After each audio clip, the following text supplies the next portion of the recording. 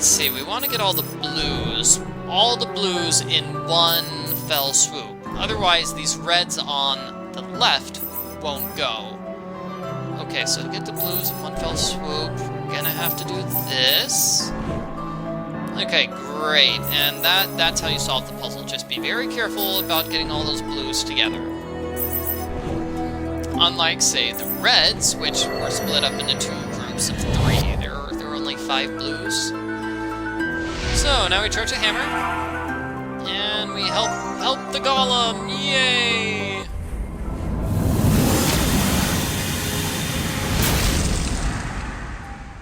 I'm free! Now I can help you. Thanks. The adults told me about some equipment that can find things in our world. The engraving says it's nearby. A person can find the way using the Pilgrim statue.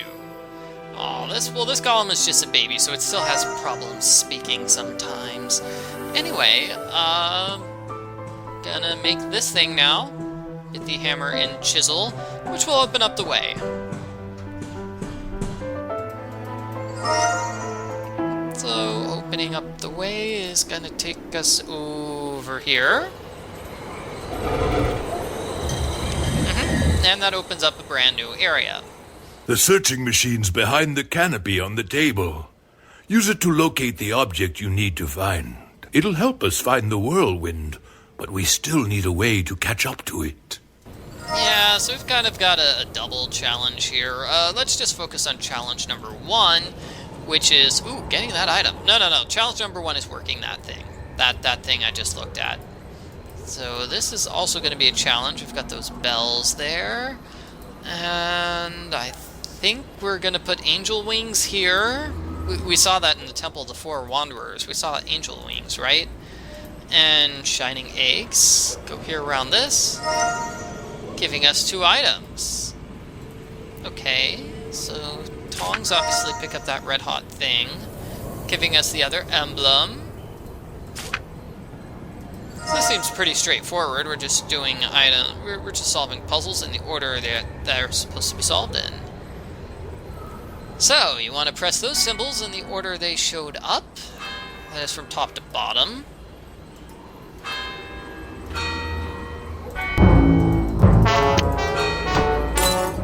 It gives us 1 egg. We're going to need a bell to find the next egg. Okay, what did that give us? That gave me a wing. Oh, for our lighter. Which we've been carrying around for quite some time. Now it works. Great. So what we're looking for is the shadow figurine. This is going to be a puzzle. So when you click on a number, it's going to take you to the star that's closest to that. So like if I click 2, that takes me to the closest 2. And then if I click 1, it takes me to the closest 1. So wait, let's go with 3. Yeah, okay, 3. And then 4, taking me to the closest 4. Can't go to 2 again.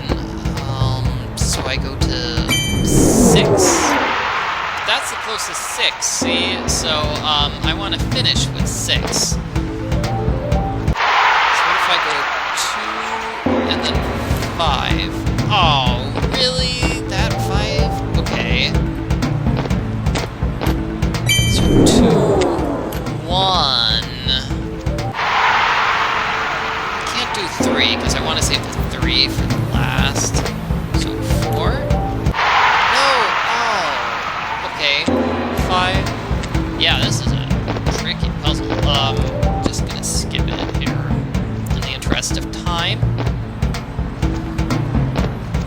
So the evil whirlwind looks like it went to the labyrinth. Which I guess is not so much of a huge surprise, because that's where the evil person is, and now we've got the new ring power.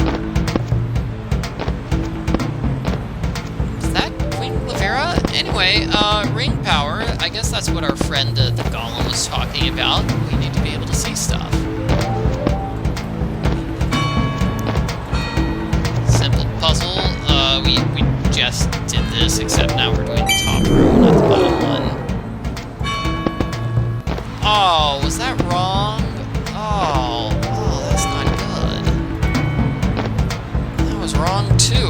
have to skip this puzzle too. Oh, that would be bad. Skipping 2 puzzles in a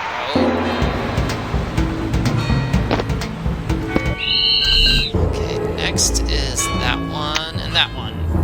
Done. Okay. Did not have to skip that puzzle. Yay! So that gives me the second angel wing, and in case you can't guess, we're gonna get our angel wing powers again. Yes! I liked being an angel. I liked being able to fly, although it didn't last very long last time. Okay, so start with 1, go to 8. No, start with 1. Start with 1.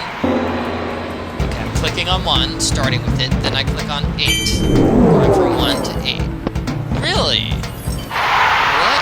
Okay, here we go. I select 1, then I select 8. I don't know what was going on there. The game just thought it was strange. Okay, 32, 41, 47, 52, 62, 69, 71, 78, 89, 98. There we go. So now I can fly.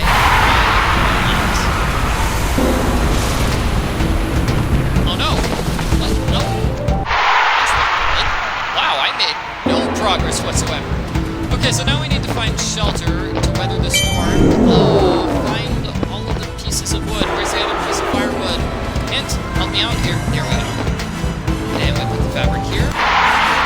Inside, we put the firewood. We put the paper, and we put the light. And that weathers out the storm. So I guess our character just falls asleep. I fall asleep. Now I'm awake again. I'm on Dragon Mountain, which does not really sound like a friendly place. The guard stole the egg from the dragon. The dragon... Yeah, I remember seeing that dragon. I remember that dragon being furious. I do not blame the dragon for being furious that its baby was just stolen. Do I have a long stick? Yeah, I do. I have this peg. Haha. This dragon head number 1. This is frozen. Aha.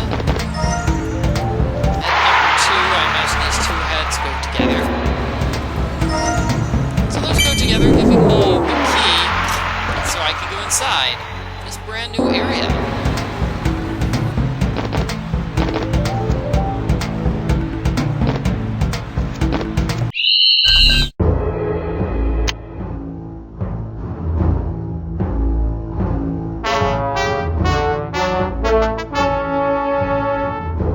Hey, guess what, everybody? There is a new Miss Clue game.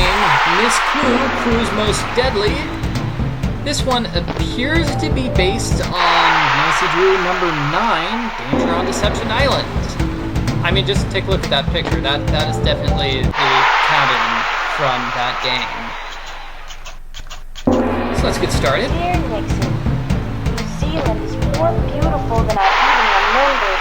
This is shaping up to be my year of endless summer. I can't say I miss the onset of winter cold, but I do want to have snow for Christmas. Evelyn, as always, is the perfect hostess.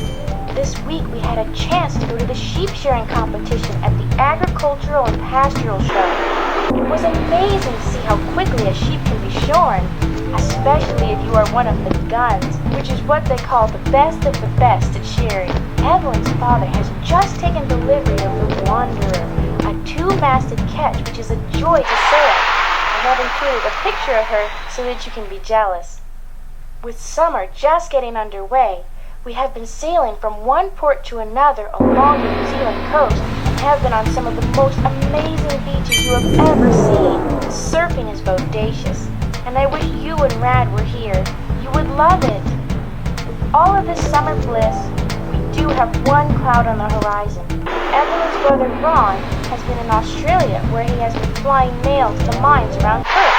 But Evelyn hasn't heard from him in a few weeks and is starting to become concerned. Since we were planning to take the Wanderer out for her maiden voyage, we have decided to make Australia our destination. We'll write again as soon as we dock in Sydney. Until then, blue skies, blue waves, and white sails. Love, Jane. Okay, I'm sorry. The water is bodacious? What? Oh, okay, so we're on this tiny little thing. It's not a cruise ship, and the name of the game is Cruise Most Deadly, so you'd think we would be on a cruise ship instead of a tiny little ship. Anyway, we're leaving New Zealand and going straight to Australia. Fantastic. I can't believe I got this cut on my arm while we were taking the sails down. It doesn't look too bad. We'll have you fixed up as good as new in just a jiffy. Let me get the first aid kit. Okay, so this first chapter is basically going to be exploring this boat, which, I'm sorry, it looks exactly like the one from Nancy Drew, Danger on Deception Island. Okay, so first off, we are just going to be getting the first aid kit, which for some reason is hidden underneath some blankets. Just to make it hard to reach in case of an emergency, right? I know I always hide my first aid kit with the puzzle. Okay, so first aid kit, and puzzle number 2, helping out poor Evelyn. So first aid kit over here. The first thing you need to do is put some iodine on your cut. That will make sure it doesn't get infected. Okay, iodine over here. Mr. Smith's Mild Tincture Iodine, 46% alcohol. Okay. This may sting a bit, so get ready to blow. Ow, ow, ow. That means it's killing all the germs. Okay, let's see that cut so we can get a bandage on it. Okay, now we put on the bandage. Pretty simple puzzle. And we put on the adhesive strips. Here, I'll even make it personal for you. It'll make you feel better. Aw, I'm gonna write on the wound, which seems kind of dangerous, actually. Now you're all better. Thank you so much. I do feel better. Okay, so, yeah. So, now we've helped her out, and we get to have a conversation about, sailing stuff. We've made good time the last 4 days. The winds have been almost perfect, and your father's new yacht is really fast. Yes, it's a shame that we've encountered this calm, but this will give us a chance to see how she goes under power. The engine started right up this morning, and it is certainly quiet. I'm not sure I'm steady enough to go back up to deck. What would you think about a game of checkers while I get my nerves in check? Okay. Sure, just set up the checkerboard, and I'll put up this first aid kit and be right back. Okay, apparently that wound is so awful she cannot go up these stairs. Okay, yeah, okay, sure, fine. Poor Evelyn. Yes, she wounds easily. So we put the first aid kit back underneath the blankets, of course, because like I said, we always have to hide the first aid kit. And the other areas, we've got this little kitchen area, which we'll be in momentarily, and then this area with the couch. I don't think we can get anything here. Yeah, nothing there. And anything here? Maybe that's for laundry? Don't know. Don't know. And these 2 doors both lead to the exact same area, which is the sleeping area. Sleeping quarters. So we've got, let me spin around here. Got bunk beds over here, and Evelyn over there, and we can't open any of these doors. Great move. So now we get to play checkers, and this is going to take us a while. So what you want to do is just click on a piece and then click on your destination. We are controlling the red pieces, it looks like. Okay, that was a good move. Oh, I thank you. I thought it was a good move myself. Good choice.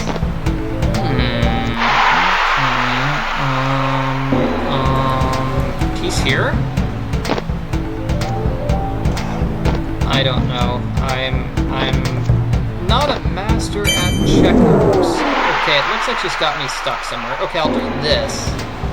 That way she jumps me, and then I can just double jump her. I guess that won't be a double jump, though, will it? What is this X doing here? I can't move to that piece, can I? Oh, wait, I've got it. Got it, okay. It wants me to double jump like this. Ah, thank you, game. Double jump, and I just got kinged. Okay. Come on, game. Okay, click on the piece. That is a weird-looking king. Okay? I always enjoy playing checkers with you. It's just so much fun. It's more fun than a barrel of monkeys, really. I can hardly wait to find out what Ronnie has been up to. I haven't seen your brother Ron in quite a while. It will be a lot of fun for us all to get together again. No, I don't want to jump that piece. I'm going to move here. No, I don't want to jump that piece. I want to leave my piece in the bottom He's one of the best row. pilots anywhere. Game is forcing me not to do that Ron move. has always been so talented at everything. Okay, that was a good move. Okay, I'll move like this. Okay, what if I move like this? It's nice to relax and play checkers. Yes, it certainly is, I suppose. Okay, that was a good move. Okay, now I can jump this piece in the back. Good choice. This is a great way to spend some time.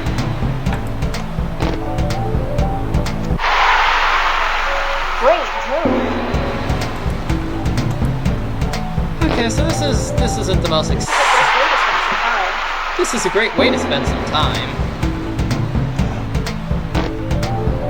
This isn't the most exciting thing ever, but I guess it Ronnie works. is very excited about carrying mail to the mining camps, and it pays really well.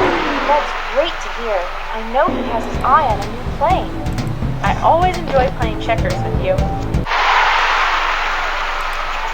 Okay, and I can move Okay, this that was piece a good here I've got you now. for another This is a great king. way to spend some time.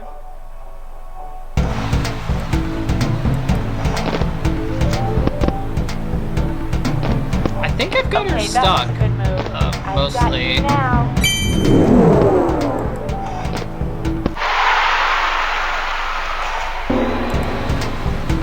Yeah, I think she's kind of trapped now. I think I've done well. Good choice.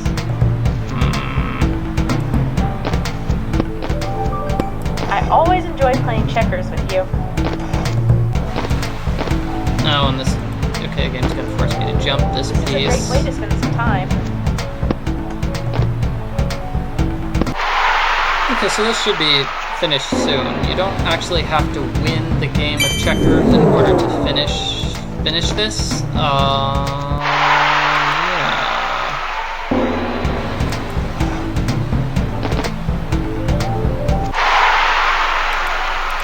This is a great way to spend some time. Oh no. Oh, how come their captain gets such a cooler hat than my captain? It's just not fair. I've got you now. Yeah, you think you've got me now, but you don't. Okay, that was a good move. It's nice to relax and play checkers. This is a great way to spend some time. They keep repeating themselves. This is a great way to spend some time. That was a great move. It is a bit worrying that we haven't heard anything from him, but I know he has been really busy. No need to worry. I'm sure Ron has everything under control. Still, it will be good to be certain. I don't know, this sounds like a mystery you guys are setting up. Okay, that was a good move. That was a good game. Okay, game over. I always look forward to our checker games. I am feeling quite recovered now. Yes, it looks like you have your color back. I had better go back on deck and show Dad your handiwork. That way, he won't be worried about my cut. This is a great way to spend some time. I'll get us some drinks and be right up. Oh, I like we don't even get to finish the game. Obviously I won, but I mean, I'm the greatest. Of course I won. But now everyone's gone, and the final puzzle of the challenge is to make drinks. Let's see if I can remember how to do it, because if I recall correctly, we're not actually going to use any of this lemonade or these other drinks in the freezer. No, that would make sense. What we have to do is get glasses.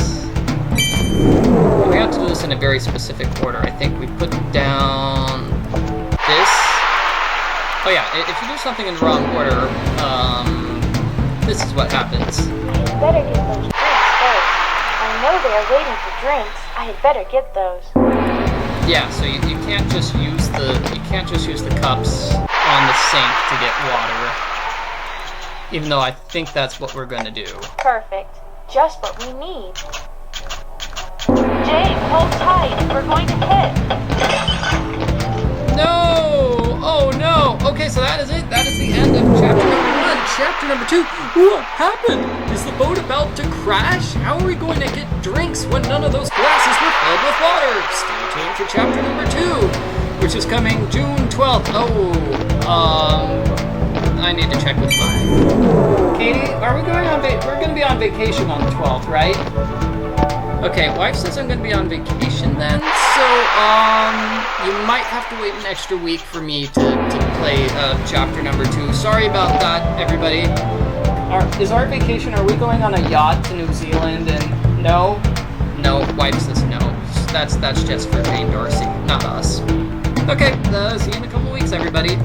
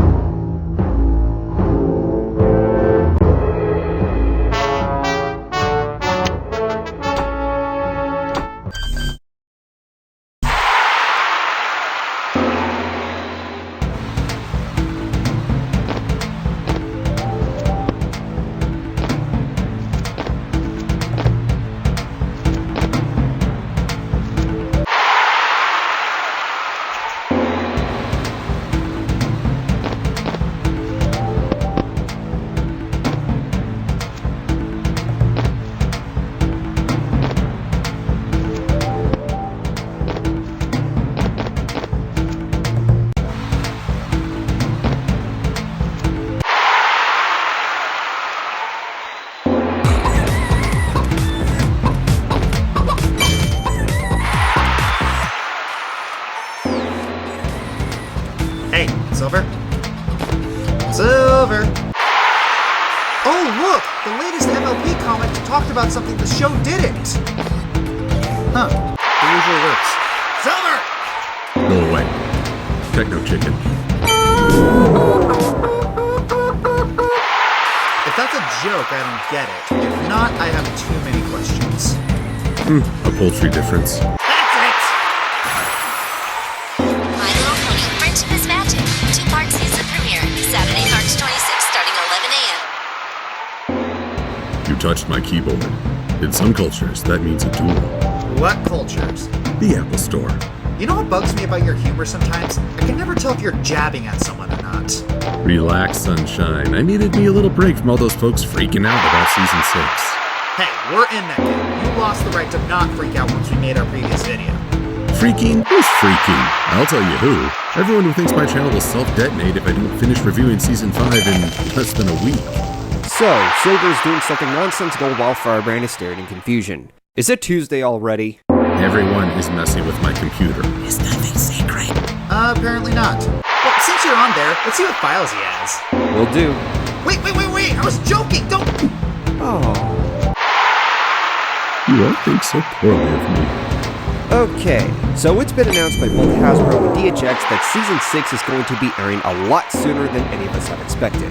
Naturally, we'd expect a huge hiatus after Seasons 3 through 5. It's even been said that the only bronies who love the hiatuses are the reviewers and analysts. And they're right. It gives us time to work on our reviews and present them to the best qualities as possible. But the game has changed, and as a result, a lot of us reviewers are going to be further behind. So why is that a bad thing? because this puts a lot of pressure on us, and it may come to making us rush our work so much for the sake of staying up to date. So we are accepting an assumed pressure, thinking we have to live up to the show's schedule. But I'm not sure audience's attention span. No, we can only hope for the best. Audiences are incredibly unpredictable. Things can go viral for completely arbitrary reasons.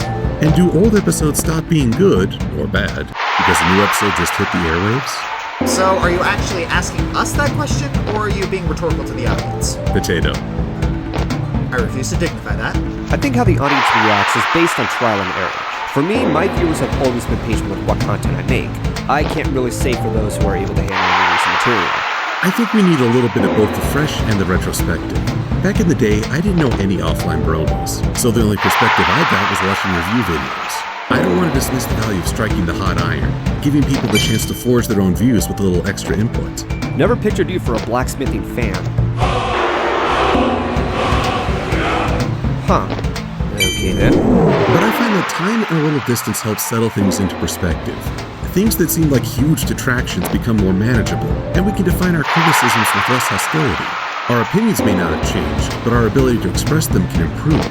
So I'm all for fans gaining an audience during that weekly rush to review the latest episode, but I'm also grateful for folks willing to look back and offer a renewed perspective. And that all depends on the decision of the viewer. Some are patient and some are hasty. And there's precious little we can do about that besides make our videos and do what we think is best. But since we're all here, let's chat about... Spoilers! Look out for the spoilers! Look out for the spoilers! There are spoilers here! Oh my god, spoilers! Is that really necessary? He's Silver. What do you expect? OMG, so many spoilers! We're all gonna die from the spoilers! Oh, the treasure of the spoilers! Spoilers! Oh, spoilers!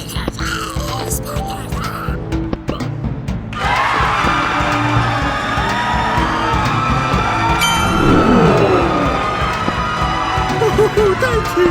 Thank you! You like me! You really like me! I'm not even going to ask. So there's not a whole lot of new info for the Season 6 premiere. A 2-minute opener of the ponies just doing stuff, and a few shots of the offspring, which kinda highlight my thoughts on Cadence and Shining Armor. This shot of them kissing their baby is adorable, but that's their characters in a nutshell. These two are a series of good-looking snapshots, but often the audience has to fill in the gaps themselves. I think many a fan enjoys this aspect for imagination. I just happen to be a fan who does not. Firebrand, your thoughts? Holy crap, is that Celestia doing something? Looks like she's losing again. Shut up, Silver! Okay, I'm excited to see the princesses being proactive in a crisis for a change. Throughout the series, the writers have always had to find an excuse to bar Celestia and Luna from getting directly involved or contributing with anything. Whether it's getting captured, delegating, getting captured, letting things happen for educational purposes, getting captured, getting separate speech is bad. That being said, I'm not expecting much to be seen or learned about Celestia, Luna, or Cadence, but hey, I could be wrong. As far as I'm concerned about Flurry Heart, I could use a McFlurry right about now, I like that the baby's eyes are more detailed and expressive. Prior to this, the baby eyes designs in the mysterious moving on the baby cakes, the babies had dotted eyes, and I wasn't really fond of it. Character designs with dotted eyes have always appeared lifeless to me as it wasn't expressive enough and it felt partially lazy. Here though, I like that Flurry has actual eyes that give the expressions. Intriguing. I go the opposite direction. I found the button eyes to reflect a young look and never felt that Pound and Pumpkin lacked for expressions. If anything, I wondered what they'd done to Baby Applejack in the one where Pinkie Pie knows. Of course, I have my own theory about the relevance of eyes to first and second tier character statuses. Which does not bear reiteration at this point. As for the adorableness factor, it doesn't affect me. What is that? Cybersecurity. Cyber what? And just like that, I surpass Adam Sandler. Silver and I have already expressed our concerns about Flurry Heart not being utilized enough, but here's another thing with her that's worrying me. She's another entry in a quickly growing roster of underutilized characters. It's the reason that I stopped watching most shonen anime. There were too many characters the shows expected me to care about. With so many characters, you only have two choices. Having them just be one-off characters, or spending so much time giving everyone decent development that the plot comes to a screeching halt. Neither is particularly good in a dramatic, overarching narrative, but with a humble slice-of-life comedy, having a ton of characters share these kinds of episodes is okay. And TLP is kinda doing this. I just wish the show would actually let us spend time with characters other than Discord. For me, the hype and constant advertising about Flurry Heart has actually lessened my enthusiasm. I'm more intrigued by two other characters, namely Starlight Glimmer and our long-lost friend Sunburst. Barely a word spoken for either of them, but I'm intrigued.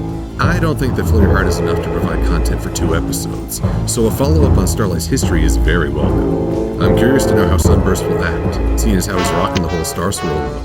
You have to do Twilight Sparkle, Shining Armor, and Princess Cadence, all of whom have shown incredible feats of magic.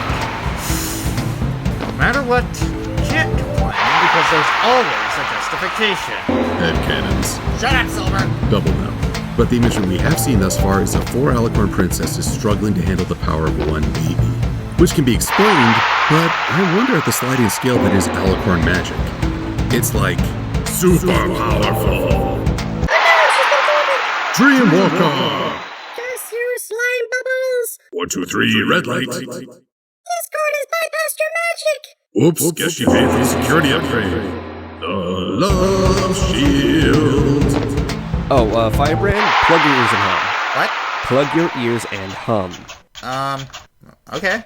Good thinking, Golden. Odd thing about that montage. Almost every moment of weakness was Celestia. Poor lady has really become the series' punching bag. It's strange how the grandest of ponies is always being brought low and is arguably the weakest Alicorn.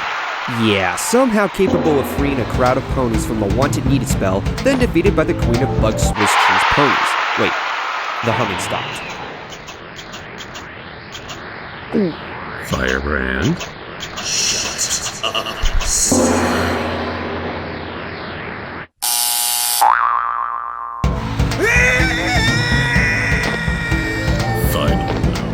You keep those everywhere, don't you? Wouldn't you like to know? Anyway, I also think this supports more of the explanation of what Rarity said in Baby Cakes.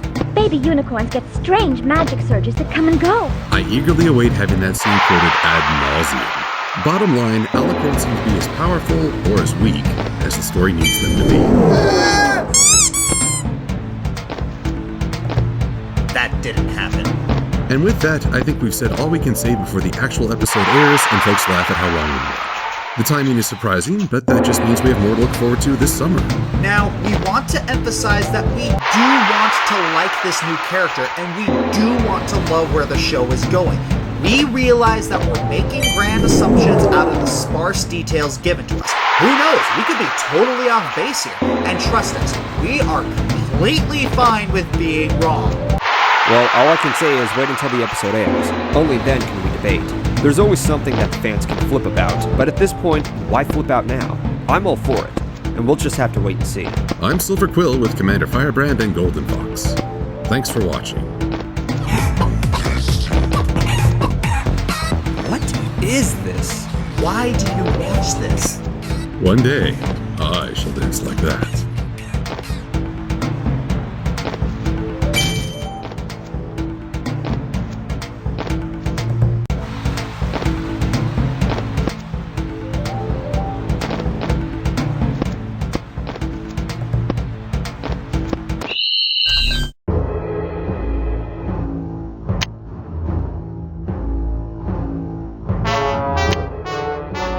Winter death trap, let's all shake with fear. Winter death trap, because the end is here. I'd like to know who originally had the idea to build a city in the frozen north, where a magical item was the only barrier between its residents and a frozen tomb. That was not a smart pony. Not at all. I'd like to point you all towards an excellent book entitled Ishmael by Daniel Quinn. One of the very important points this book makes is that if you know an environment is hostile and you aren't able to naturally adapt, you shouldn't live there.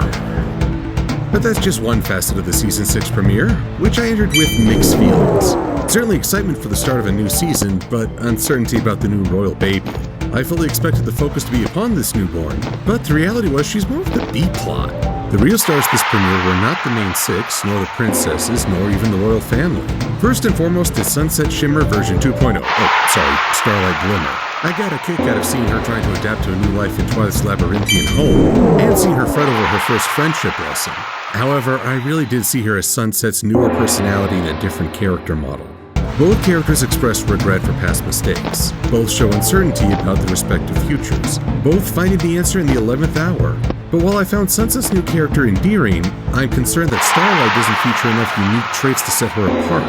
That said, Starlight did create a great duo with the second star, Spike. How this little guy shine. He was funny when he said just the wrong thing, and Starlight face-flipped appropriately. He was sympathetic when he tried to encourage her, and admirable when he offered his own insight. While Pinkie Pie provided plenty of slapstick and proved why she should be terrified of babies, Shining Armor wins the humor award. I wasn't much a fan of Shining when he was first introduced, and for a long time he seemed uninvolved as a royal guard, a brother, a prince, or a husband.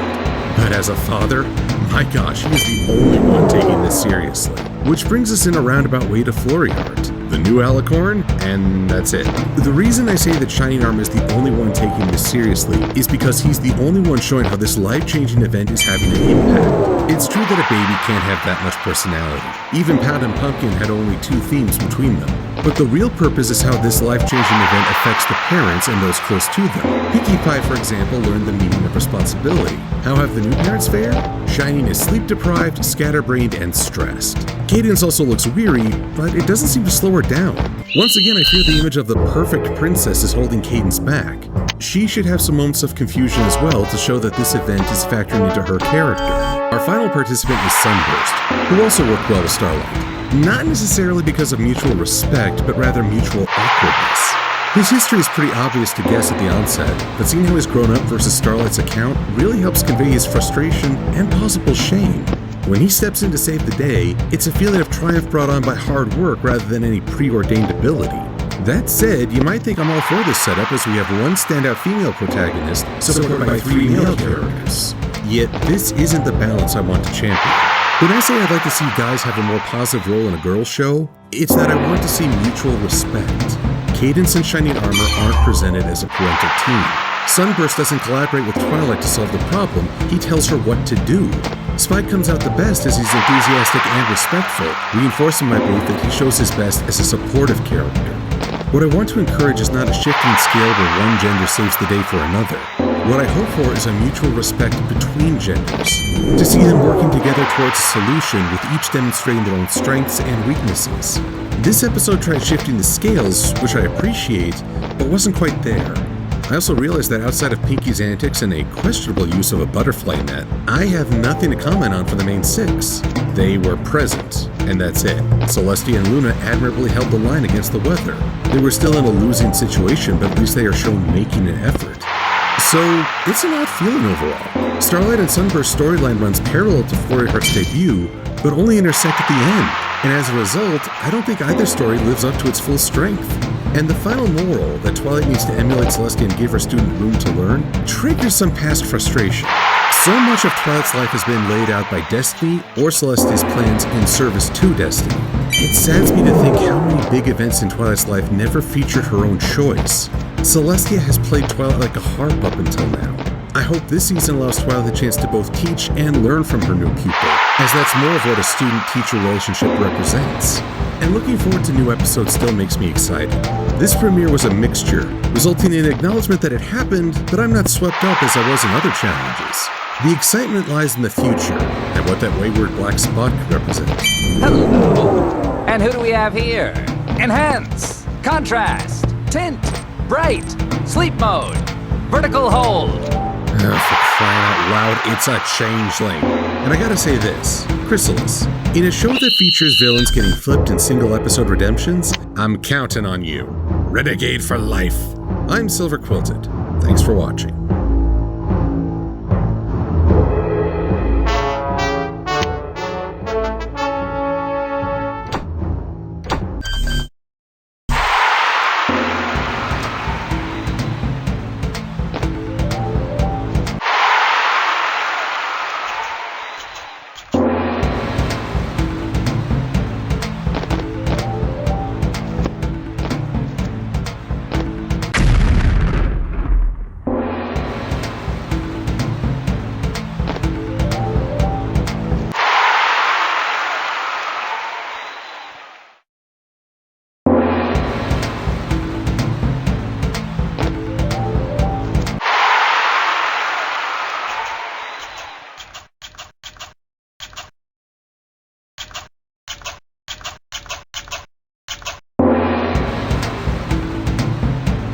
It's been a weird week. I know that's an awkward note to start off on, but this is how life and entertainment often intersect.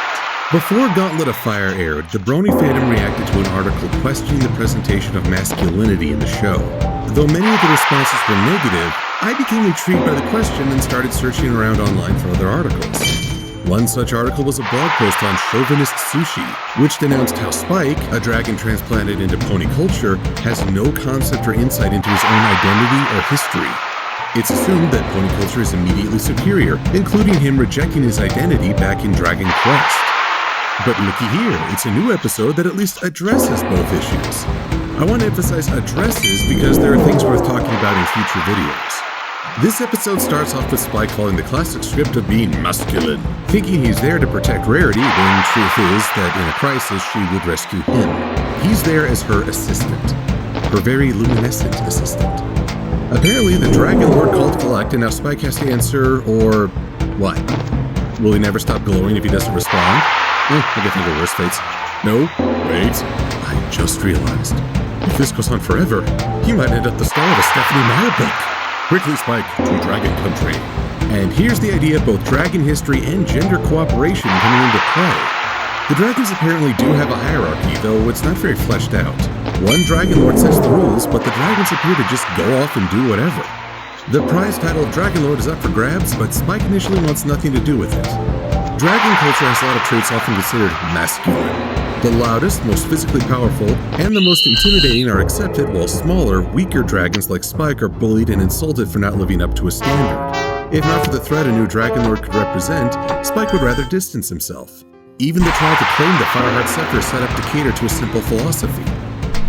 The mere primitive doctrine that might is right. It's here that Ember comes into play. It's a bit of a switch-up. Ember represents many traits that have been classically labeled masculine. She's aggressive, vocal, recklessly eager to prove herself, but also possessing a strong sense of courage, determination, and honor. Yet if she only relies on these traits, she'll fail as badly as the other dragons, including Crackle. No! Spike possesses qualities that are commonly labeled feminine. He's much more emotional, other people-centered, teamwork-oriented, but also hesitant, and he reacts to Garble's bullying with passive-aggressive sarcasm. As admirable and gentle as he may be, he doesn't have the competitiveness needed to win the day. So through a series of events, Ember and Spike work together to combine their best attributes to surpass the other dragons. It's only through cooperation and mutual respect that they both succeed. Ember can kick 50 cans of tail when she comes to appreciate Spike's friendship and recognize that kindness and emotions aren't a weakness. Sundre, sundre, sundre, sundre, sundre, sundre. Spike recognizes her strength, but also that she has qualities that make her an admirable leader, and he has no hesitation trusting her as Dragon Lord. This not only gives Dragonkind a better compass for their development, but opens the door to future story opportunities. So I'd say that if gender is a consideration in this show, this episode is a demonstration of how great things are accomplished by both genders working in harmony. And I'm going to say that this is the best Spike-centric episode to date.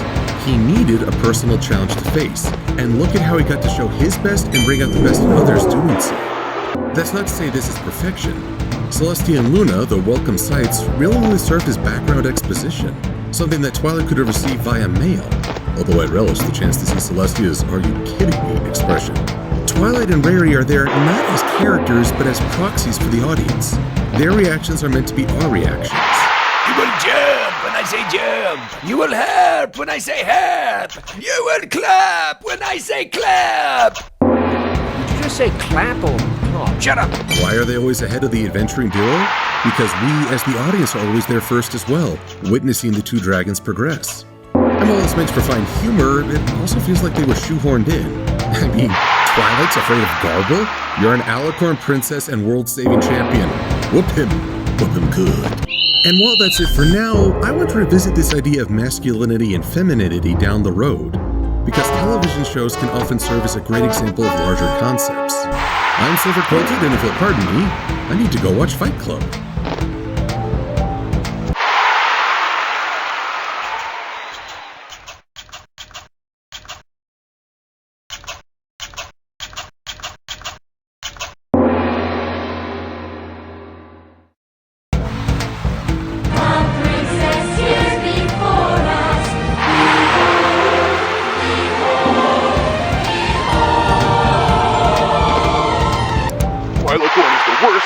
this show is ruined forever. Princess Twilight is the perfect example of the hero's journey, and anyone who doesn't agree can just leave this fandom. Leave Twilight alone, I'm serious! Everyone and their grandma seems to have weighed in on Princess Twilight Sparkle the Alicorn. And with Season 4 about to start up, we're looking at more and more arguments. At one end of the reaction spectrum, we have the Ragers. These livid fans think that Alicorn Twilight is just the worst thing ever, and this show is stupid now and I'm leaving forever. But not really. And at the opposite extreme, we have the Zealots. These dewy-eyed fans believe that Princess Twilight is just the greatest thing ever, and this show is absolutely perfect, and anyone who doesn't agree can just GTF all of our fandom. And somewhere between these extremes lie the voices of sanity that remind us Season 4 hasn't aired yet, we've only seen Princess Twilight for about 5 minutes, and there's no point in judging the show before we've had a few episodes to get used to the new dynamic. But this is the internet, and no one listens to that. So in the spirit of unrealistic expectations, I'd like to present 5 topics that could either propel Princess Twilight and the show to new heights, or bite her right in the flank. All aboard the hype train! And let's start things off with a one-trick pony. This is a press release from head writer Megan McCarthy. We're building a very unique mythology around being a princess. Every little girl wants to be a princess, and not everybody can get to be a princess. But you can live up to the ideals that should come along with being a princess. To me, this statement was more troubling than the actual announcement about Twilight becoming an Alicorn princess. In addition to being a gross generalization, it's a declaration that being a princess is Twilight's soul-defining characteristic. This wasn't helped by a recent Hub poll that said, "Vote Twilight Sparkle for Best Pony because she's a princess," or the Equestria Girls live-action music video. Twilight Sparkles, a princess who shines. Not Twilight with her magical mind, and no mention of voting for the intelligent, brave heroine we've watched for 3 seasons. Nope, she's a princess, and that's what makes her unique, because there aren't 3 other characters with the same title. Part of the show's appeal was that the main heroine wasn't your typical fairy tale lead. And I'm not talking about the hooves or mane. She wasn't a princess, she wasn't beloved by all, and she wasn't going on the quest for any of the usual reasons. She was a reclusive workaholic who had a clear goal, and we got to witness her coming out of her shell. Now she is a princess, and I'm concerned the show might travel down the same stereotypical paths as the other princess tales. Yet before we hit the abandoned show button, it's important to remember that the show writers have done incredible things before, including putting new twists on fairy tale tropes. If Twilight's new role serves as a framework, her character has great opportunity, and Twilight has always been a leader, long before she gained that crown. The qualities that make her great weren't bestowed along with her title. Rather, she has that crown because of her personality. So that's Princess Twilight, but what about the Alicorn? After all, this show is no longer 2 of a kind. When Twilight first became an Alicorn, many fans pointed out the show had lost the balance of 2 Earth ponies, 2 Pegasi, and 2 of the Master Race, unicorns. Other fans dismissed this criticism, but I'd caution to give it some thought. This is a visual medium we're dealing with, and the things we literally see have an impact on how we interpret the show. Another positive of the show is that we have 6 distinct personalities, each one having a chance to shine with moments of heroism and triumph, and each has a moment of weakness, stressing that there are many types of female personalities, and one is not supposed to be better than another. The similar height and body shapes of the main cast, which could easily become a sign of conformity, instead come across as a sign of equality and harmony. But now... One of these things is not like the others. Which one is different? Do you know? We've got a character who has longer legs than an Earth pony, bigger wings than a Pegasus, and a longer horn than most unicorns. Visually, this can shatter the image of balance or harmony, and say that one personality, the ever-studious Twilight Sparkle, is better than the athlete, the worker, the creative, and others. I really doubt that's the message the writers want to convey, yet I can see how people would interpret it. Yet, let's also ask what Alicorns, the deluxe edition of ponies, represent. As an ideal, Alicorns are supposed to be the best of all 3 races. They found the balancing point, and represent that level of harmony by themselves. Twilight became an Alicorn because of the lessons she learned from her friends. She isn't better than them, she's become a better pony because of them. And let's be honest, this far into the show, do we really love these characters because one has a horn and another has wings?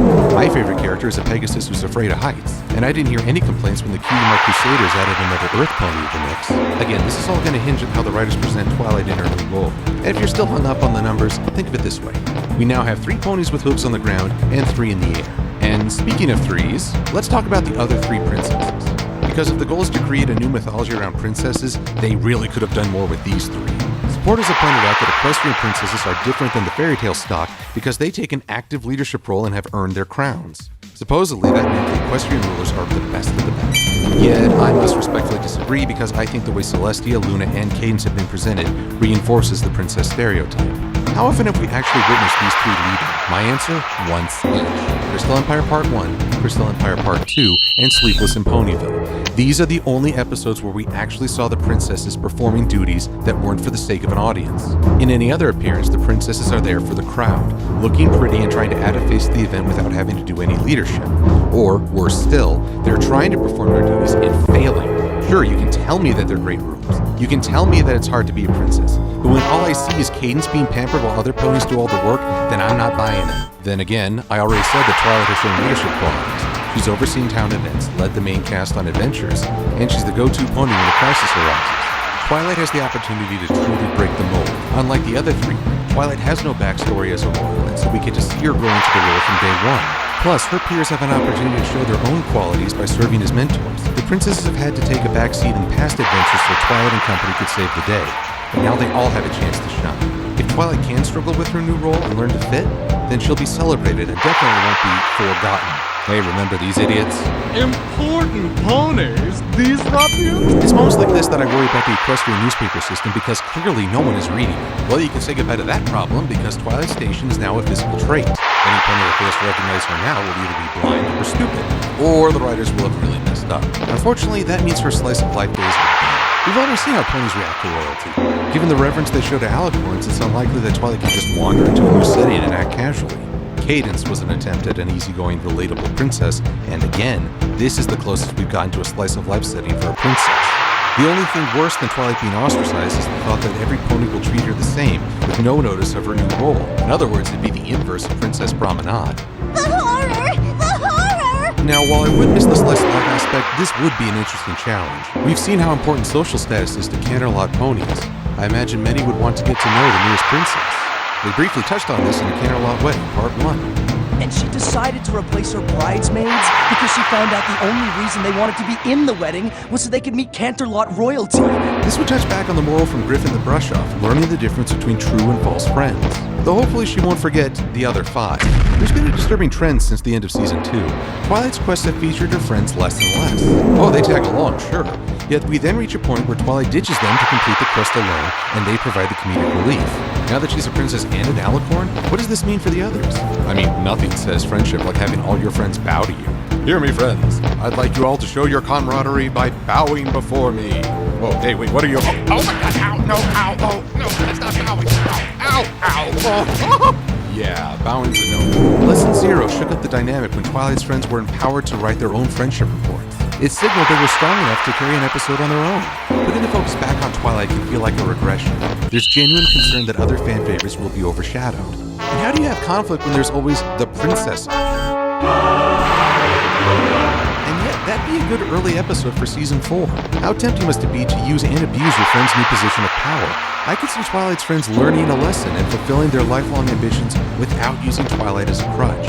Even with Celestia and Luna ruling the land, we still care about what happens to these ponies because we like the characters. Rank and social status have nothing to do with it. And while their conflicts might not impact national events, they're still fun to watch. Not all of them received wings and horns, still holding my breath on Alicorn Fluttershy, yet this new dynamic is going to have an impact on them all. And if we can't enjoy watching our favorite characters adapt to the new situation, then we wouldn't be fans of the show in the first place. Let's see how they do in Season 4. I'm Silver Quill, thanks for watching.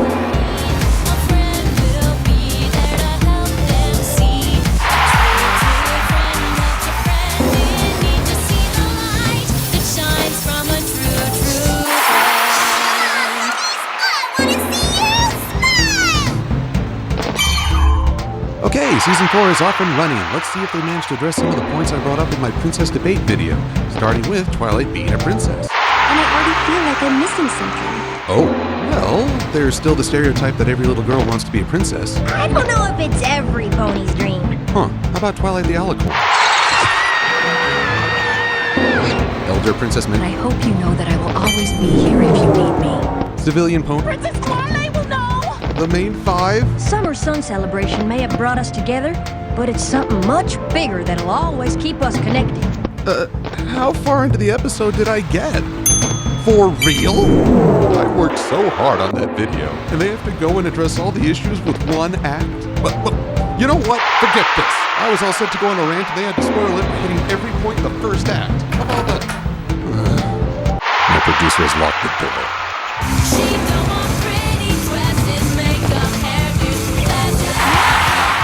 Actually, the points I brought up aren't like one of Twilight's checklists. It isn't a case of doing it once and that's that. These points will hopefully be recurring themes throughout the season, and in some episodes they won't be a factor at all. Yet for this episode, I can honestly say they tackled fan concerns and questions beautifully, addressing almost every issue in the first act. Let's start with the most fundamental aspect of any episode, the story. Thematically, this episode is trying to bring us full circle as the ponies get ready for the Summer Sun celebration. Unlike last year, the celebration is taking place in Canada. Whoa, wait a sec. Last year? It's only been 1 year? You mean to tell me within 1 year of coming to Ponyville, Twilight has faced a corrupt princess, rediscovered mystical elements, rescued a princess, freed another princess, saved the land, banished the Star Bearer, been assaulted by a dragon, suffered a magical poison, taken over Winter Wrap-Up, reevaluated her philosophy, been turned to stone, fought Diamond Dogs, been assaulted by another dragon, ruined a gala, faced a chaos spirit, saved the land again, reintroduced a princess to society, appeared in a huge production, traveled through time, faced even more dragons, been ditched by her friends, saved a third princess, freed that princess again, repelled the changeling invasion, freed that first princess again, rescued an empire, nearly been killed in a tornado, promoted the Equestrian Games and been elevated to a princess? You know, some of her mental breakdowns seem very conservative. And Twilight seems to be headed for another breakdown as she has to participate in this year's celebration when she can barely control her wings. One might think that I criticize this role since it's another appearance for the public's sake, yet I don't because it makes sense. Help Twilight and society get adjusted to the new situation with a few public appearances before tackling the leadership role. A good plan. Except Twilight doesn't have much time to adjust as the sky breaks and all her mentors are either missing or indisposed, making her the de facto leader of an entire nation. From there, Twilight tries to approach this as she has past adventures, reunite with her friends and face the challenge head on. Only it doesn't work that way because her new role carries new responsibilities, including thinking of her own safety. No sooner have the main six declared their resolve with one crocodile attack later, they're telling Twilight it'd be safer to head home. Twilight does so only to turn around and try to reunite with them again. Girl's moving like a yo-yo. While the decision to send Twilight away was wrong, I do see how they came to that conclusion. They're looking at the big picture, perhaps more so than Twilight, though they fail to take two things into account. The first is that Twilight is the driving mentality for the group. Without her, they start to fragment and fall apart. Plus, losing one element of harmony ruins the set's collector's value. So in many ways, they're equally irreplaceable. Once she realizes and accepts the changes in her life, Twilight is able to help the others understand that in order for the ponies to have a future, they have to let go of something important. Something like an old dynamic or how they expected life to play out. This is an important message for growing up. While it might be painful to let go of something which we've grown accustomed, something new and wonderful might come forth in its place. The scene where they relinquish the elements of harmony drives this fact home perfectly. We get the feeling that a staple of the show is leaving, yet we're promised something new in exchange. Besides a great story, this episode offered us a rare treat, continuity that enhances character development. Given that I enjoy this show for more slice of life than adventure, I don't normally look for continuity, yet I always appreciate it. We got to see the actual events that highlighted Celestia and Luna's reign. Plus, the episode helped link back to more recent episodes by keeping characters consistent. Yet what I really admire is that the writers chose to leave some things out of continuity. In particular, Twilight's perfect flight at the end of Magical Mystery Cure and Cadence's breathing exercises from Games Mortis play. Twilight's greatest strength, her mental prowess, is also her greatest weakness. If allowed to sit and stew, she will think and think about a problem until she loses all sense of perspective and the problem overwhelms her common sense. Yet when other ponies turn to her for guidance, as the guards did, Twilight's doubts and worries vanish and she is able to evaluate the situation quickly and decisively. She's at her best when she lives in the moment. This is why I don't like the idea of Cadence's breathing exercise eliminating Twilight's stress. It's a critical part of her character and shouldn't be dismissed with one quick breath. I'd like to think this mental anxiety is part of the reason why she's having trouble flying and why she fails to use magic at critical points. However, this could easily be explained as a shortcoming of the script, as the writers wanted to place Twilight in situations where she would need rescue. While I appreciate that Twilight is not the all-powerful demigod some thought she might become, I'm afraid this has been a repeating issue throughout the series. There have been multiple times where Twilight could have used an already established spell to resolve a situation, yet she never uses that arsenal. This is an unfortunate side effect of creating a world full of magic without laying out the governing rules. There may be a limitation in place, but the audience doesn't understand, so it's just confusing. Also, Sakura's alicorn-only potion stinks of plot convenience. Other than giving our favorite Zebra some screen time, I can't see why they couldn't use Discord to handle the exposition. He's taken Twilight back in time as an observer before. He could easily show all three of those flashbacks without the potion or the Rule 34 jokes that come with it. Why would he show all three, you ask? Well, he could either help Twilight understand or give a reason like, sorry, princess, traveling backwards in time isn't like window shopping. I know, I'm not as good as John Delancey. Whose voice shall build a bridge between bronies and our Trekkie brethren, may he never suffer strep throat. And through those flashbacks, we get to see how great a toll those battles can take on even a princess. I've been hungry for a chance to see Celestia's emotional side. Throughout the first two seasons, she always appeared unflappable. It took a Pinkie Pie Polka Parasprite parade to get her to look surprised. Here, we finally get to see under the royal mask. Celestia isn't breaking down sobbing, yet those few tears say leagues about the tough decisions and sacrifices Celestia has made. The funny thing is that Celestia reaches this new level of character depth even after she's been captured and imprisoned again. And who should we blame for all this trouble but Discord himself? And as always, John Delancey dominates the role. His very barbs like singing, even like the Nicodemus Legend show. Many fans were concerned that Discord's reformation would end the character's appeal, yet I think he's better suited to playing the trickster than the conqueror. Discord hit just the right balance, delighting in the confusion around him, yet using mind games to push the ponies onto the right path. The other ponies have moments to shine as well, though they function best as a whole. At the beginning, we see that Applejack is accepting the new dynamic with practicality, and Rarity wants to celebrate. Rainbow Dash is more intent on making Twilight the best flyer possible, which matches with her athleticism and her drive to push other ponies. Fluttershy doesn't seem to comment. Instead, her best moments are spent keeping Discord in check. Again, a nice nod to continuity. Yet above all the others, Pinkie Pie is in her prime. Her support for Twilight, helping her celebrate and smile, is a testament to everything that makes Pinkie Pie a great character. The coloring book joke was forced, and I've seen some fans criticize the episode for that, yet that seems like a small bump against helping Twilight smile. I gotta say, this season opener is my favorite. The characters are presented wonderfully, the internal and external conflicts are endearing, and we get to flesh out and expand the world's mythos. After nearly a year's gap from controversial...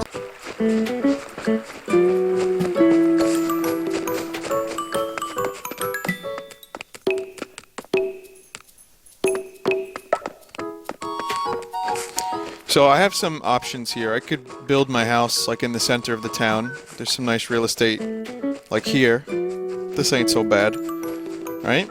That's a nice little plot of land. Heavily considering it. I could build something near Penis Lake, which is very close to Town Hall and the recycling plant. Right? But it's also pretty close to this cunt's house. Which cunt is this? Mac? Yeah, I don't like him. So I don't want to be too near him.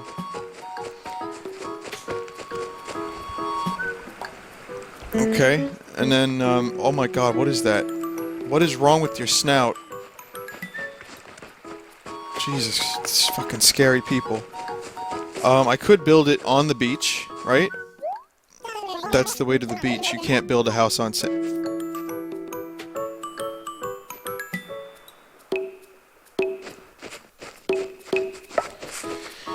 Alright, or I guess I could build a house kind of like over here, you know, far away from everyone, isolated. I could be like a hermit, have my own little lake. So, straw poll. Let's do a straw poll.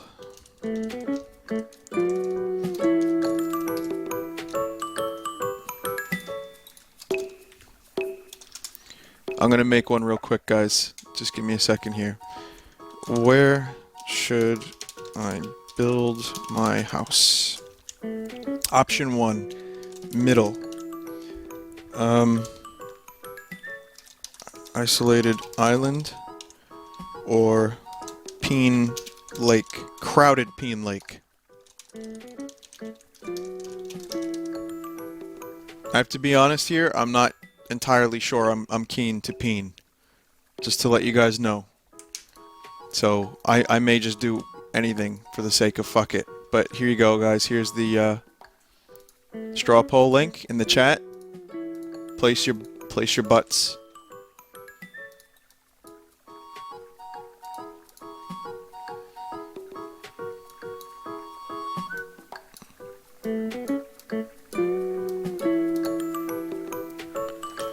Okay, we got isolated island 50%, middle 33%, crowded Peen only about 17%. How many votes do we have? We've got 314 votes. There are so many more people than that. People that are watching this that want to vote, come over to vinesauce.com, check the chat. There's the straw poll. Come on, we need some more votes. Keep them coming, guys. 318, we could do better than that. Let's get 400. All you gotta do is click it, and then click a button. 320? I don't want Peen. I was gonna do the middle, but, you know, isolated island, that's not so bad.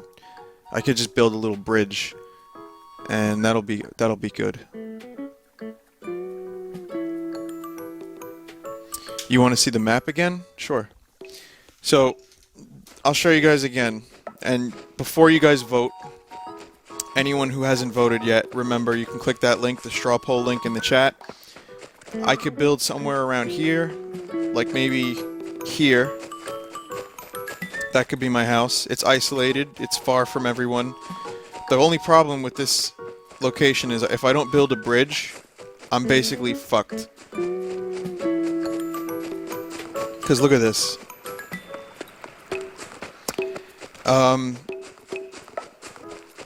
Peen Lake is very crowded. But it's near a penis. So that's cool, I guess. And in the middle here is pretty much right in the middle of everything. But it's in the middle. You know, it's nothing really particularly interesting. So those are the choices. We're gonna go back to the straw poll.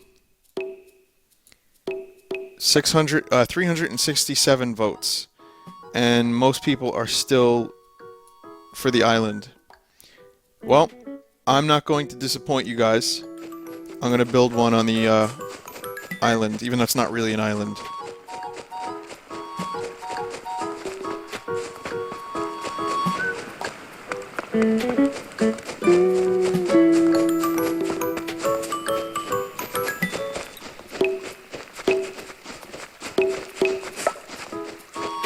I'm wondering if people chose this to troll me.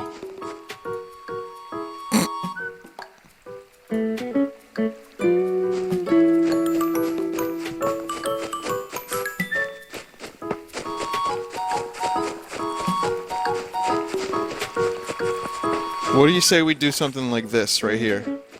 I mean, maybe a tree or two will have to come down.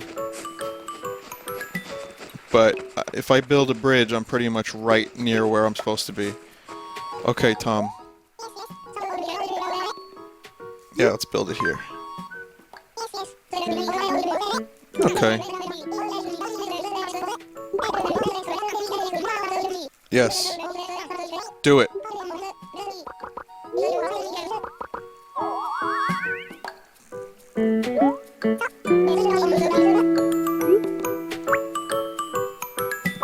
I'm gonna need an axe immediately, but this is, I think, sufficient.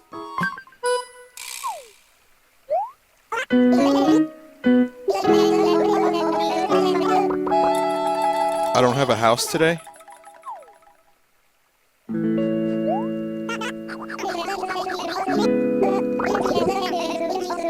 Oh, here we go.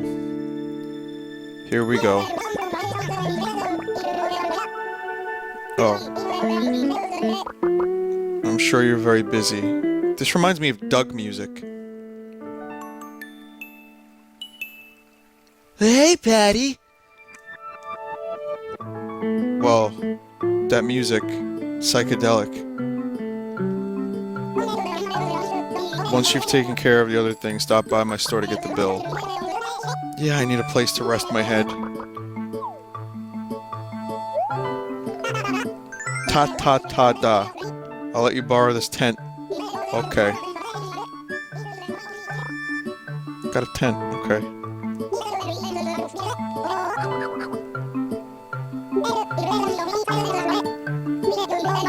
You need to head back to town hall, right? Okay.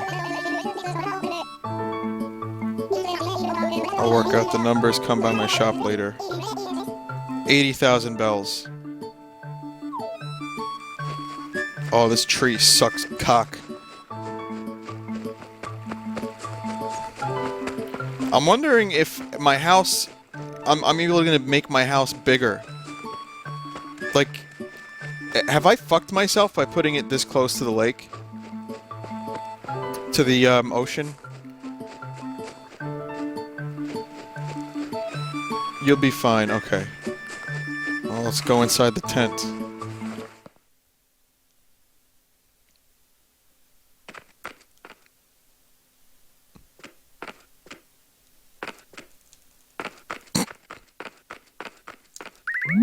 And where's this bed? Oh. Oh. That's new. All angles, motherfucker.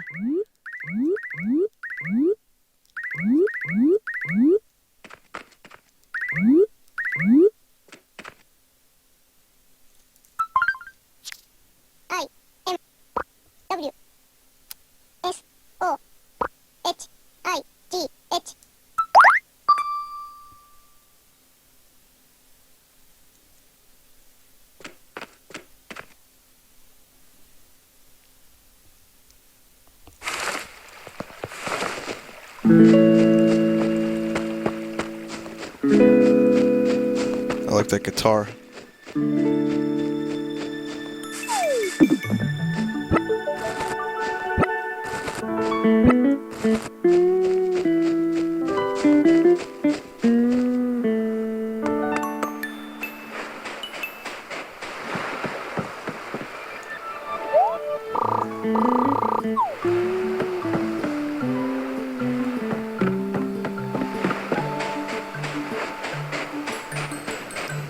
This game is kind of cool.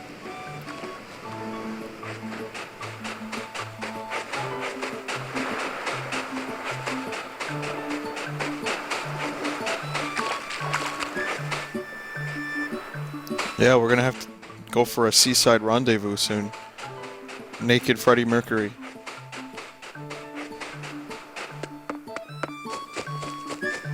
I have my own private beach. Except who's that, Pudge? We gotta kick Pudge out of the town.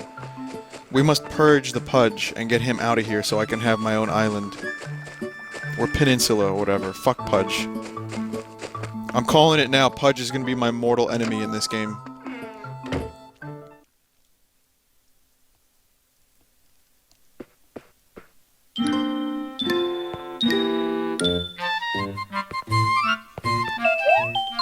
Hey, Isabel. I found the perfect spot. Yeah, fine, it's perfect, whatever.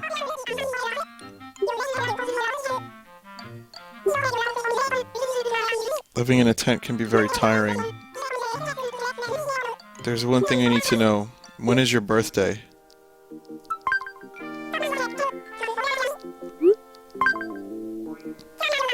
Thank you.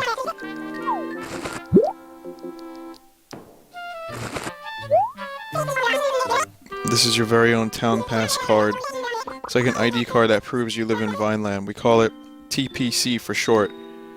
Yeah, THC more like.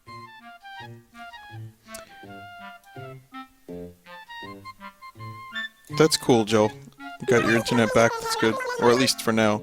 Your THC will always keep you high. Tap the thing to access it, and then you can do some PCP while ingesting THC. This game is just a drug trip. My character is fucking stoned. There's animals talking. A fucking Nazi-talking raccoon is trying to keep me from living in a home. So, fuck him, Tom Nook. This wraps up everything. Ceremony that commemorates your arrival. Can you take a look at the map? Okay. Go to the plaza? Okay. I'll plant a tree.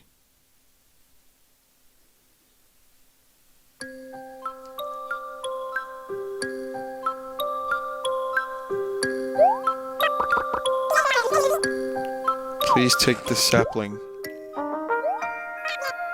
I feel like I've landed on a distant, like, strange planet.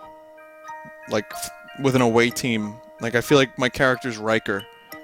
I got Data and Worf backing me up, and like I'm participating in some weird fucking alien ceremony.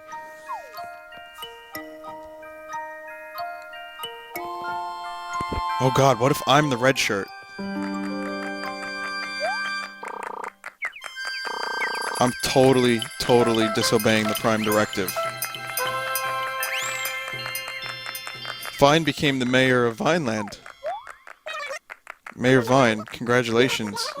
I hope this tree grows just as strong and lively as Vineland. All of us are looking forward to the changes you'll make. Okay, well, like I said, the first change is all of the animals are being shipped off to a zoo, and Isabel will be my own personal slave. So let's... You guys okay with that? You guys like that change? Mayor Vine is here to change everything. The tree has been planted, so please relax. Okay. Look around town and greet your new neighbors. If there's something you don't understand, I can give helpful advice on living here. Okay.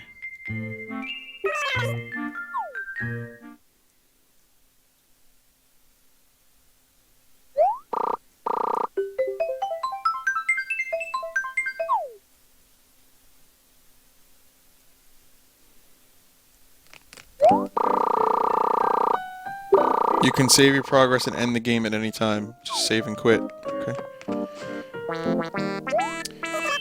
Hi there, Mr. Mayor. It's me, Pom Pom. You look so cool on that bucket tree today. It was obvious I wasn't even blasted. Gonna be a very dependable town later. Okay, Pom Pom. Whatever you say. Sky. Mayor, I'd like to just say that you're very inspiring at the ceremony earlier. I beg your pardon, I forgot to introduce myself. I'm Sky. I call you Vine. I look forward to getting to know you. We haven't met yet, have we? Well, not formally anyway. I know who you are, Mayor. I was at the tree ceremony. Oh, it was so inspiring. I know our town is going to grow even lovelier. My name is Elwise. I look forward to seeing what you're going to do with Vineland.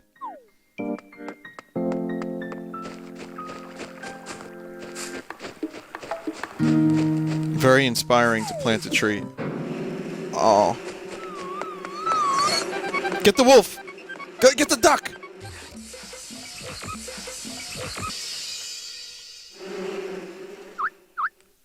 God damn it.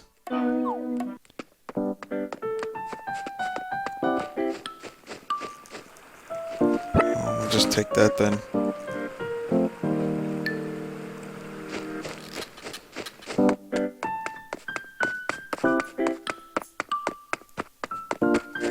Chat, can you guys just slow it down? You don't need to, like, say everything I say. We have a problem with that. And it's, like, just too much. Just slow down.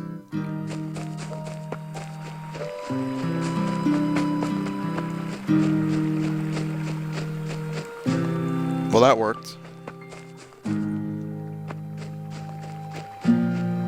Someone's advertising their stream. That's pretty cool. Oh, he's playing Animal Crossing. Oh. That's pretty cool. Maybe I'll hop in and say hello. Thanks for the advertisement. That's pretty... I like that. Let's just go ahead and remove. Okay. Is it okay if I cross-advertise and steal the 32 people that he has? Is that appropriate stream etiquette? Anyway. No, don't do that.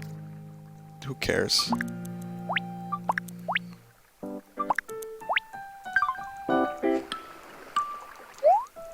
Mac's house.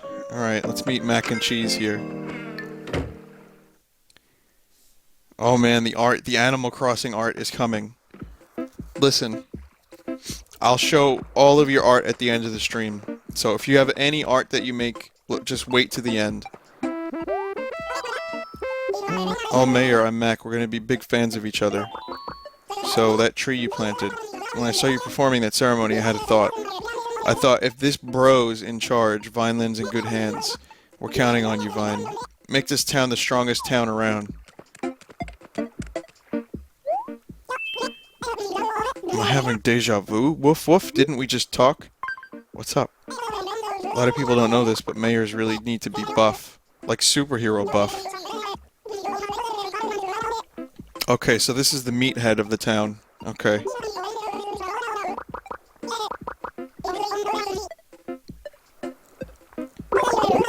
I'll tell you what, woo woof. Oh, Jesus. I don't like this guy. When I get stuck, I go to the town hall and check in with Isabel. Okay. Gotta change his catchphrase as soon as possible.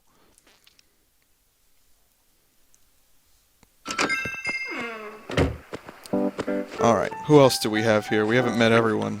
We met Sky. We met Elwise. Mac, we met. And we haven't met Pudge. Pudge. My mortal enemy, Pudge.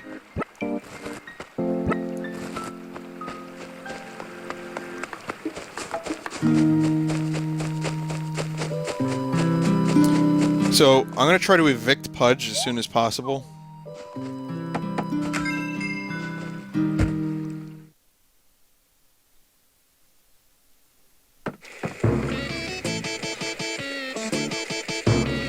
What is this? Hey there, Mayor. My name is Pudge. Are you male or female, Pudge? It's nice to meet you, Pudgy. When I saw you planting that tree, my heart got all thumpy. You look like a mayor who knows how to have fun, Pudgy. We'll eat snacks and drink juice and be merry and stuff. 3 of my favorite things. But you said 4 things. And stuff doesn't count? Man-child.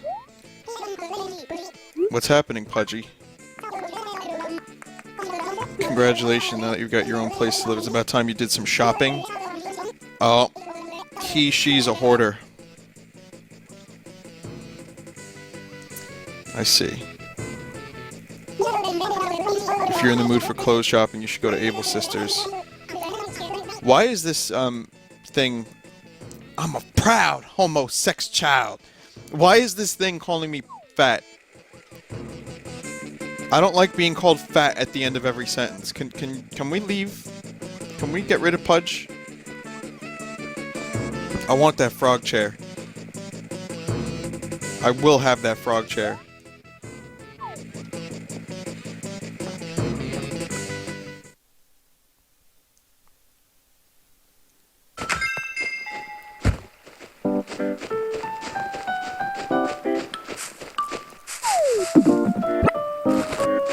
Head like a fucking orange.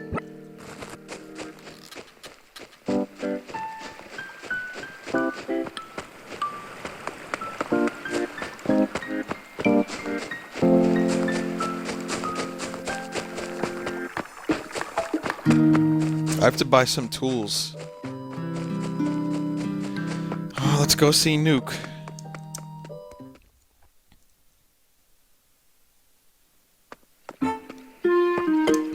For the record, no one here that is associated with this website is advertising this stream anywhere else.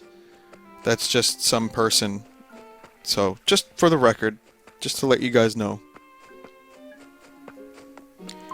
Alright, let's go see Tom Nook and see how much damage is done.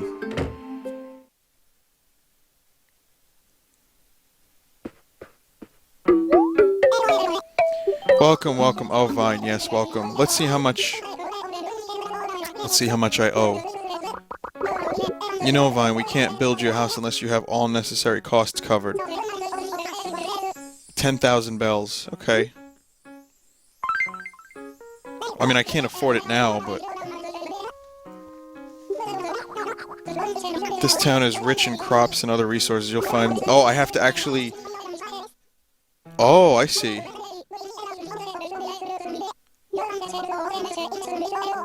So I have to earn 10,000 just to get my house.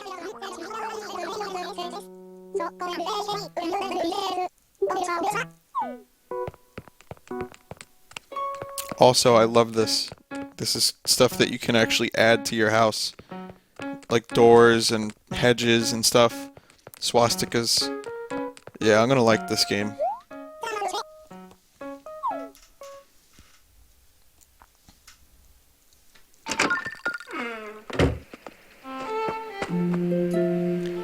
Alright, let's buy some tools so that I can make some money. Nookling Junction. I see the design. I see it. I see it. I'm gonna get that in a second.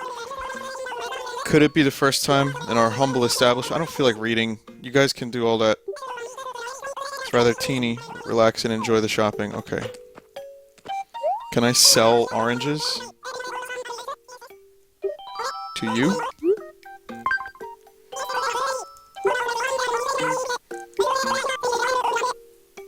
We humbly ask you to understand. Okay. So they accept, they have different prices, apparently.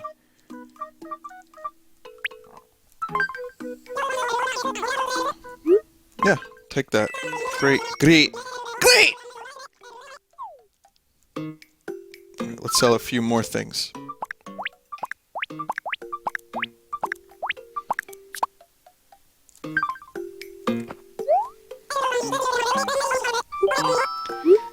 Okay, let's sell.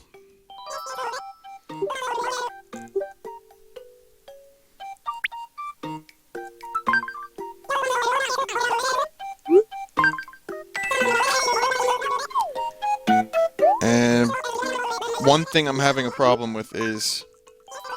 I mean, you can sell multiple stuff, right? I guess I have to select all of it. I didn't do that. So you can actually select... I'm pretty sure you can select a bunch of shit at once and sell like a ton of things all at once. Which is incredibly helpful. Yes. Yes. Okay, got a shovel. Yes, I know how to use the damn shovel. You don't have to teach me. Okay, what's this? A fortune cookie? When you eat it, a lucky ticket comes out. Sometimes you win. Exceptionally rare, not for sale anywhere item. 2 play coins. Yes, please. Oh. Time to shake my 3DS. Every time I'm about to boot up a video game.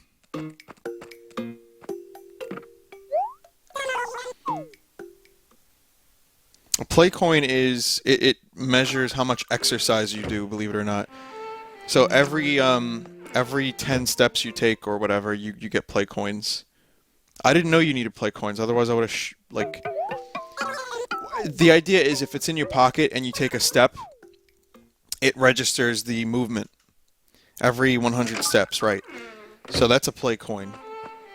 The real issue here for me is that this 3DS is more or less immobile.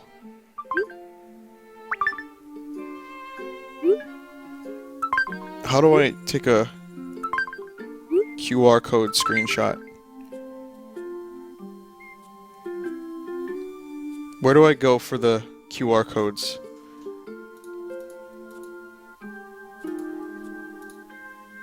Oh my god, is that a Nazi uniform? You can't until you... Oh, okay, I have to wait until it becomes available. Oh my god, someone made an SS uniform. This game is gonna... Oh my lord.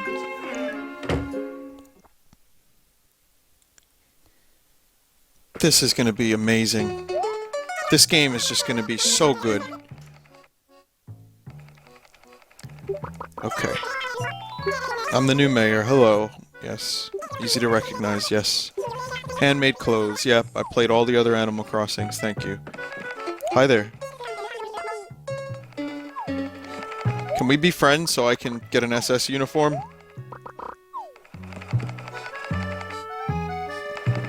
Okay then.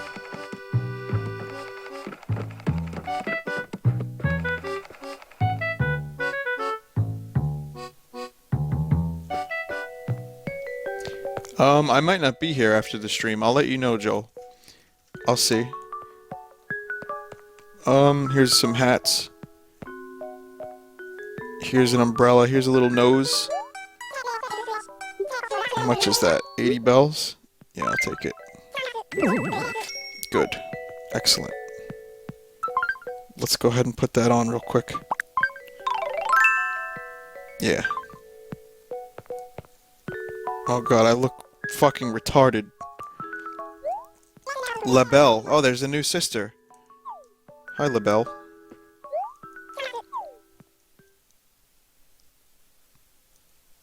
I got stung by a wasp.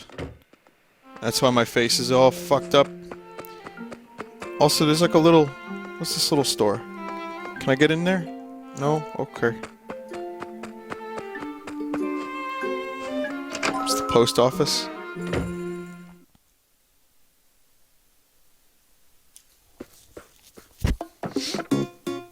Pelly. Hello, Imakuni. Ask about a present. Would you like to connect to the internet and download any limited... no, not today. Probably gonna do that tomorrow. You know, just in case. Day early and all that.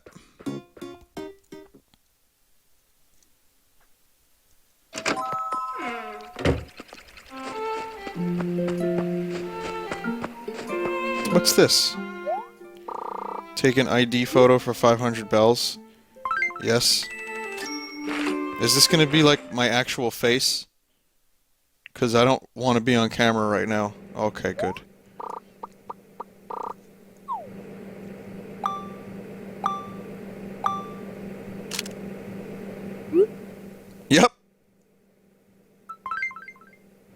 Yup.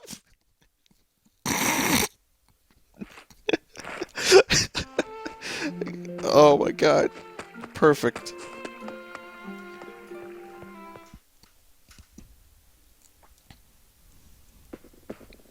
Hootie. Who? Welcome to the Vineland Museum. Aren't you our new mayor?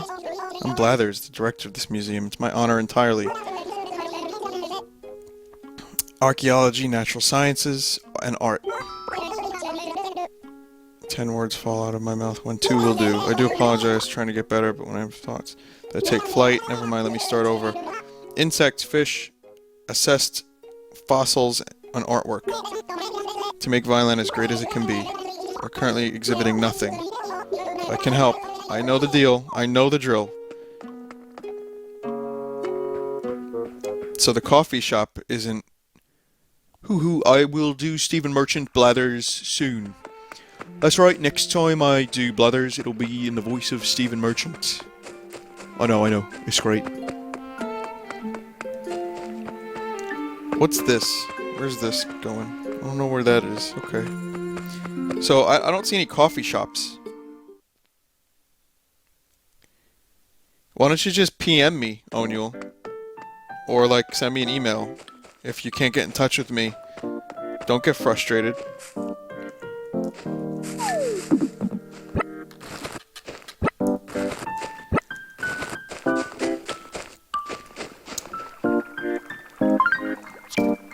It's gonna be okay, O'Neill. I promise.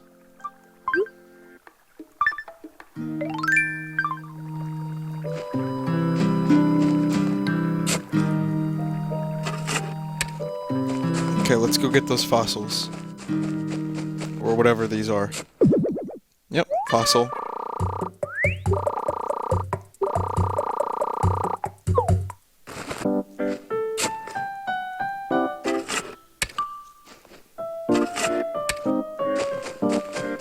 I know there's gonna be... Oh, wait, the magical rock, maybe? No? Okay. I saw another fossil somewhere.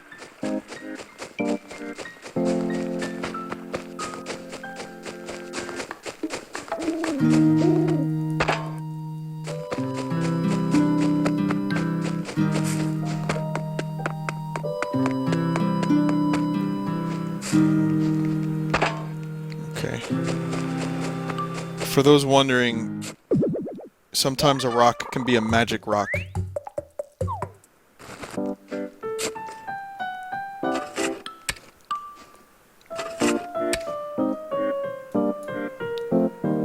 See ya, none.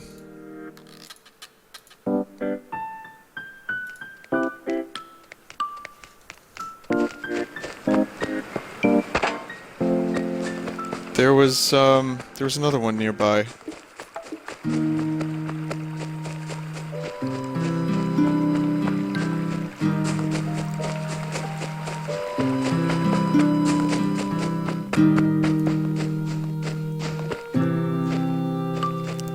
Nope, you can look up at the sky if you want.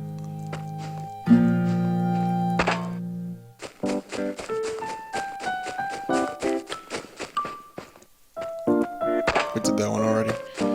There's one near an orange tree by the river. It said them. Check near your house. Okay. I will. I'm looking for rocks too, so...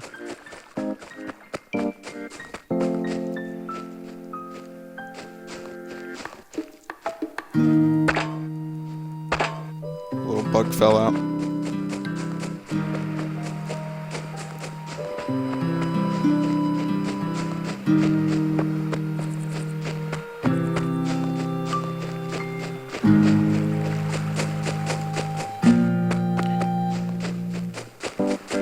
Oh, here we go.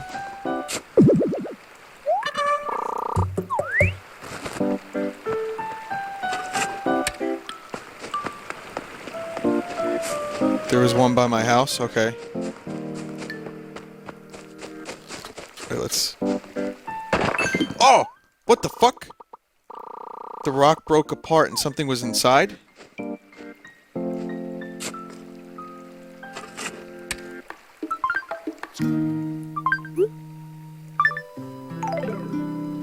I can remove my shoes. Holy fuck. I'm barefoot now. What did I pick up? I picked up, a ruby. Oh. My dead wife could have done a better job. And she's dead.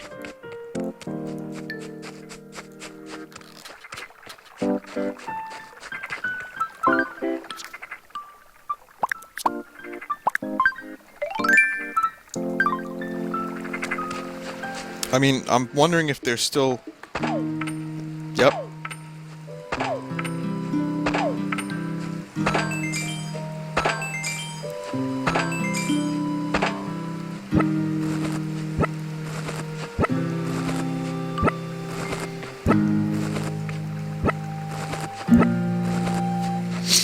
I think I missed one. I think I got all but one.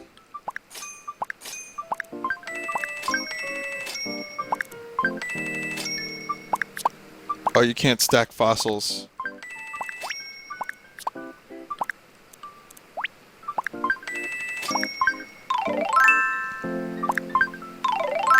Okay.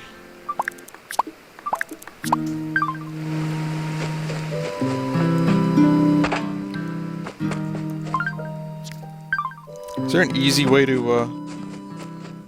put away the shovel? Yep. Down on the D-pad. Or using the D-pad in general seems to work just fine.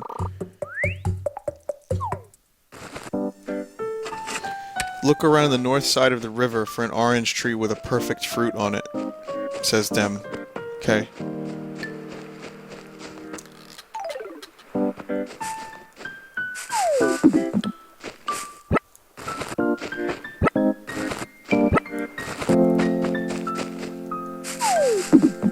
Vinny, you should sell to the store in the town. Yeah, I can do that. I want to see this perfect fruit, though. I don't know what that means.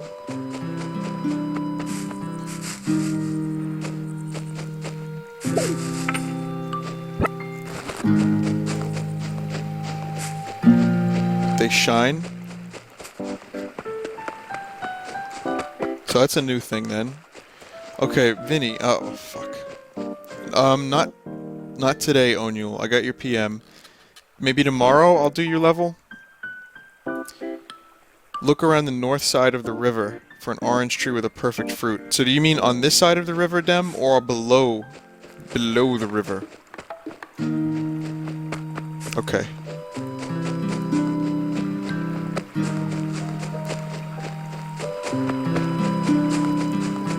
Am I in the right direction, or what?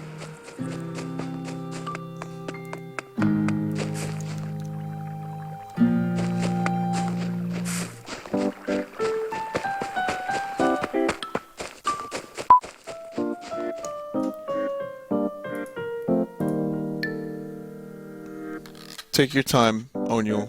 Work on your level, make it good. Let's see. I don't see shit, Captain. Oh, wow, wait a minute. I see, like, a deformed fruit. What is that? Is that it, Dem?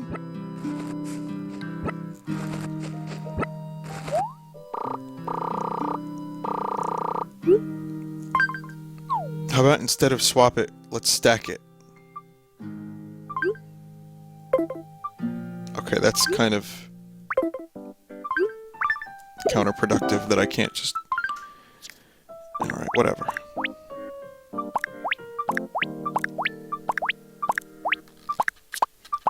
You can only do stacks of 9. Still a step up from what it used to be. Alright, so what... Perfect orange. What do I do with this, Dem? Should I plant it? Okay, I'll plant it. Do I need to water it or anything, or...?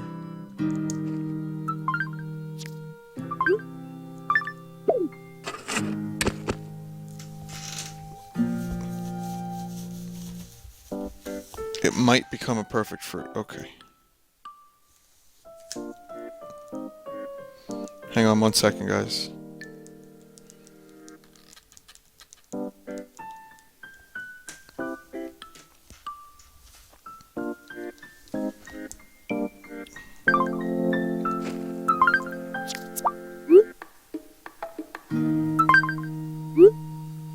Street Pass people can see this stuff. Okay.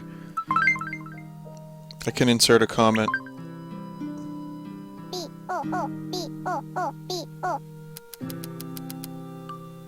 I'll just leave it blank for now. I'll think of something another time.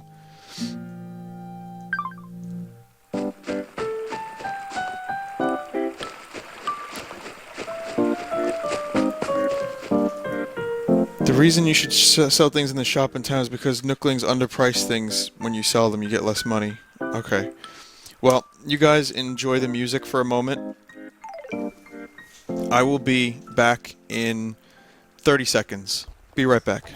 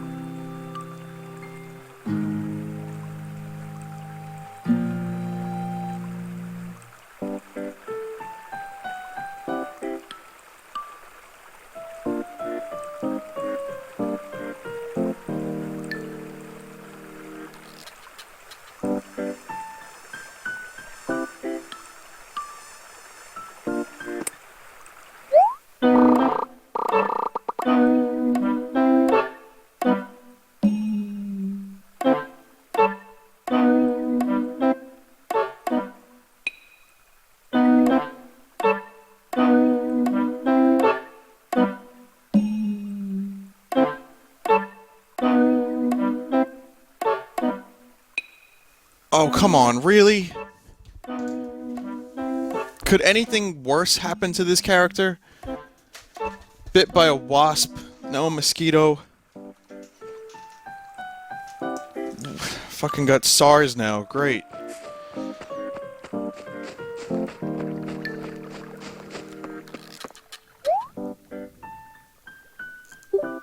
Hat.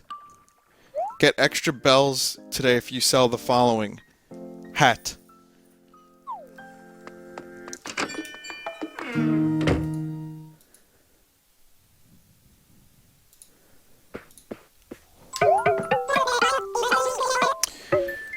Mrs. Reese, ma'am, I have something I'd like to sell. Hello, Timmy. What did you bring for me today? I have a tape deck that I'd like you to look at. Take it off your hands for 175 bells. You put your own price and put it back for somebody else to buy. Oh.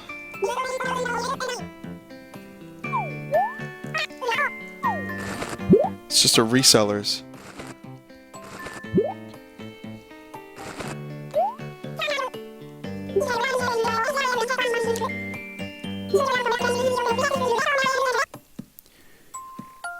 Feel free to come and sell them if your customers keep bringing you stuff. Well then, I'll be off. Okay, come by and chat, blah blah blah.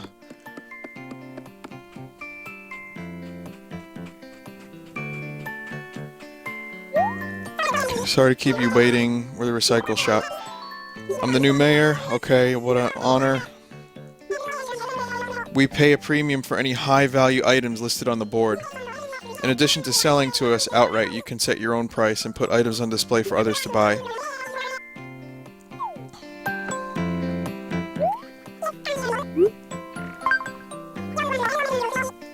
I've got things to sell. Should I sell a ruby or what?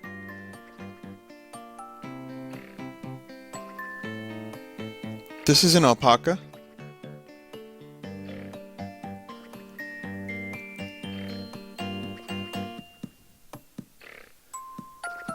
Keep the ruby.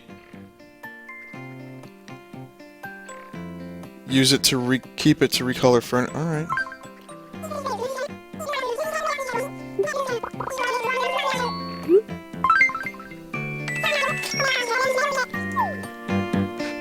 Okay. Oh god, it's another alpaca. Stop? What? He's extremely tired from working all night, so please let him get some sleep, okay?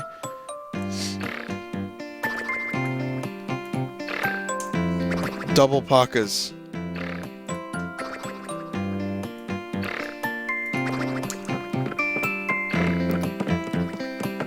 Oh my god, look at the little drawing. Yep. Tupac. I can't believe this. Flea market, okay. Yeah, I'd like to put something... You can put it anywhere you see the signs. Oh, I see. I don't have anything to sell at the moment.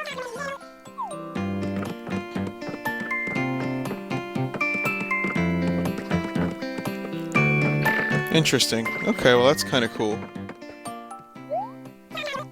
Oh, even the mat, it looks like an alpaca. Oh, I just got done playing that shitty fucking alpaca dating sim. Why am I being exposed to more alpacas? This isn't funny.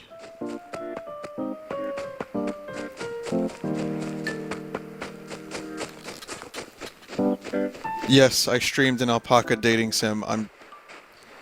You didn't miss anything. You really didn't miss anything. Cashier Mercury.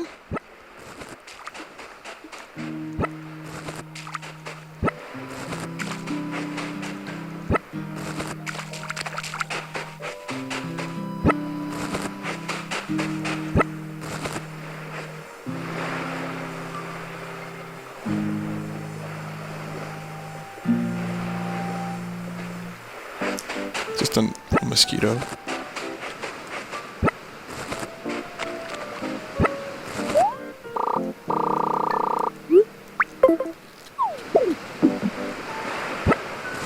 Please no. That wasn't the button I wanted to press. Okay. You can't combine seashells.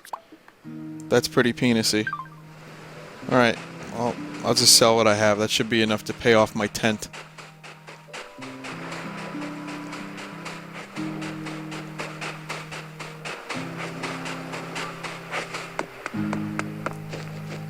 I want to get one of those fortune cookies, so I'm probably going to turn my 3DS off, jerk it around a little bit, and get those plate coins.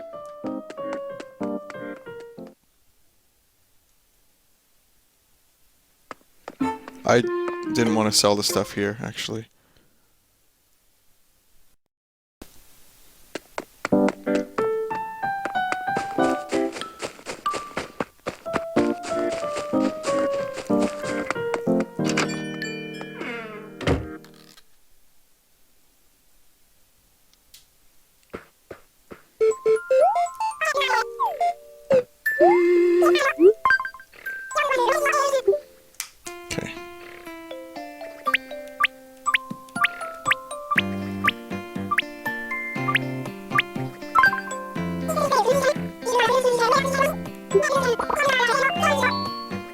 Sounds good.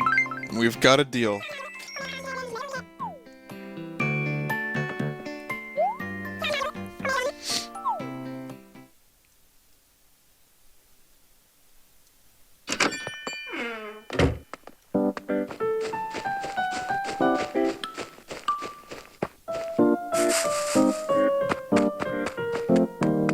Okay, let's go pay a visit to Tom Newcomb. Hey, it's me, Tom Newcomb. Here, you're gonna pay off your house or I'm gonna shit down your neck and fuck you up the neck hole. Sorry. It's a family stream. It's a Christian stream. Christian values. Hey, Jesus. It's me, Tom Newcomb. I'm gonna pull the Holy Trinity out your ass and fuck you down the... Welcome, welcome. It's me, Tom Nook. Down payment.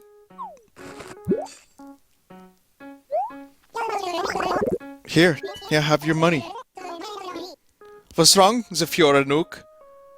Did you expect me to not pay my debts? Oh, it's okay, Fiora Nook. I'm here with money.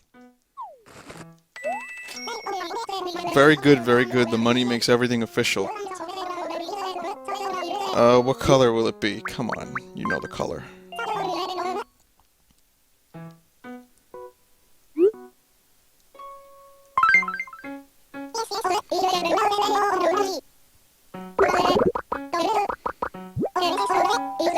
I must tell you all about home remodeling. Once your house is finished, I can help you update the exterior. Roof, door, fence.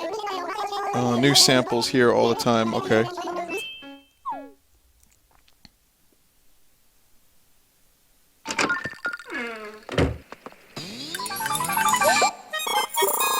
I paid the down payment. Oh, okay. Great. So, where is the coffee shop and all that stuff?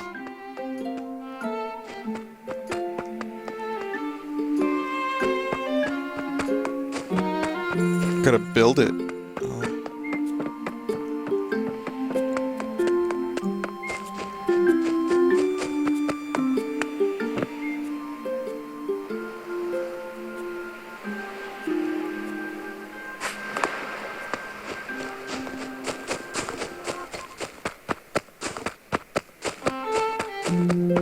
Someone asks, why don't we use Twitch instead of live stream? Some of our streamers use Twitch, but the real reason is that because we have the autopilot, which is live stream, sometimes Twitch doesn't load for some people, and the site has to switch over. I don't know if that problem was fixed, but not only that too, but I've heard like there's certain things you kind of can't do on Twitch, or so I've been told.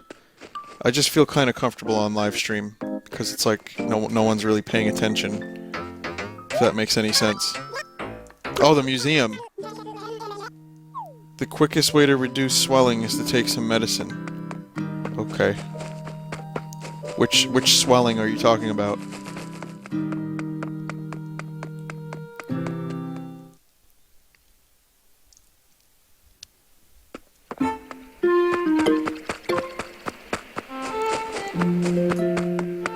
Okay, let's go turn the fossils in. I've heard good news about the museum. Here's that porn Joel found. I believe he was trying to show you. Giga, thank you so much for this. I really, you know, sometimes when I'm streaming, I just want to see porn. So I appreciate it. Thank you. As a result, the plugin stopped and my page froze, just so I could load a crudely drawn Joel with coming blood from my erection. So thanks for posting that. I really was excited for that, and I didn't have the chance to look at it. Next time I won't stream video games quite so intensely. No, I'm not showing that.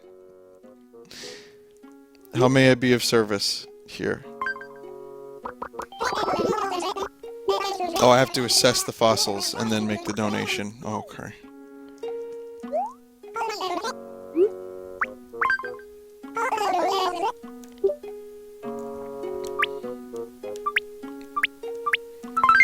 Okay.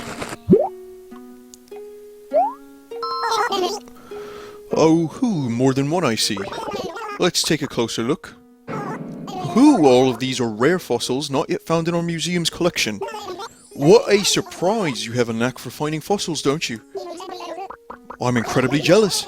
I hope I can convince you to donate them for Vineland's cultural development. In the meantime, I shall return these to you. Do think about donating them, though. Who? It's Wheatley. It's Stephen Merchant.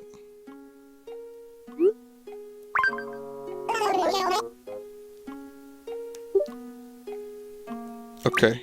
Plesio torso, pterodactyl left wing, T-Rex torso, and Dimetrodon tail. Dimetrodon. Okay. See, that's the thing, like, in the previous games, you could learn about the dinosaurs, I suppose, and the insects.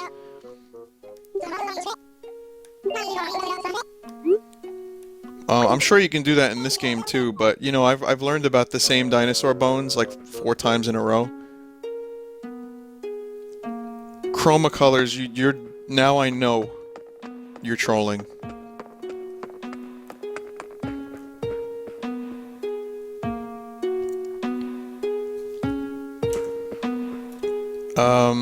Someone made a good drawing here.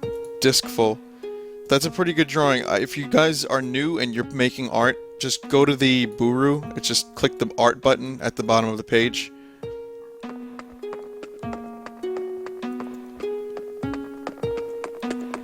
And you can submit it there.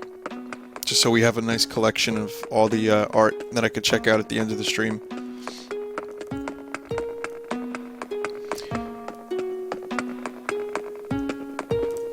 What, could check the plaques. I'm not that interested yet. Grimhound said, what would you do if you started the game, went to the museum, and then it told you that intelligent design was a legitimate theory? Off.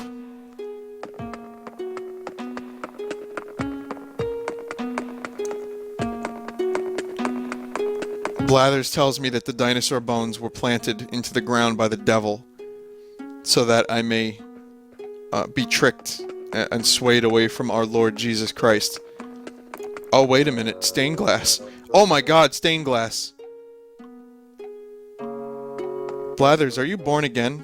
By chance? Look me in the eye. Look me in the eye, Blathers, and tell me what you really think.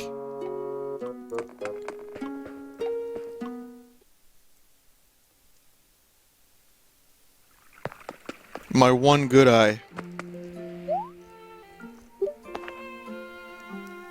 Oh, that's kind of cool.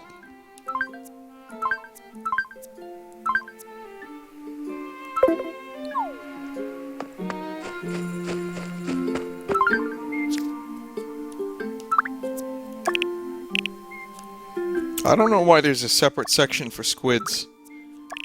I mean, are there that many varieties of squid?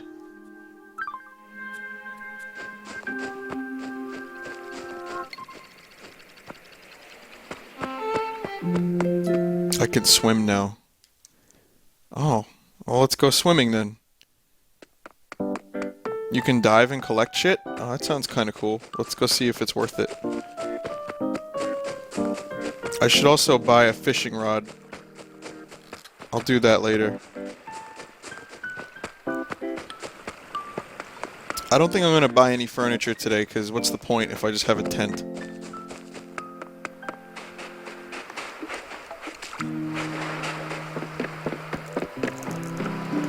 So what's the swim button? I need a swimsuit.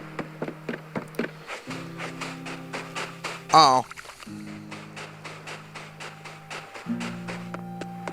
So where do I get a... Where do I get one? I guess I'll go look. You get one at the island, which I haven't unlocked yet. So I guess there's no swimming today. I'll go catch fish then.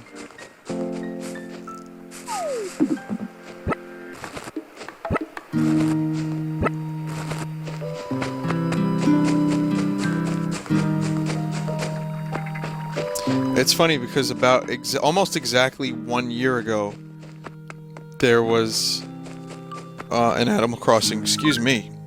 There was me streaming Animal Crossing. The City Folk one. So it's about almost a year to the day, actually.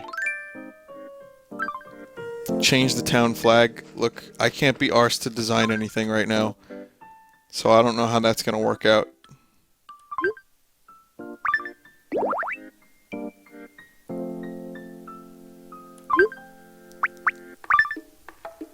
Alright, fine, I'll design something.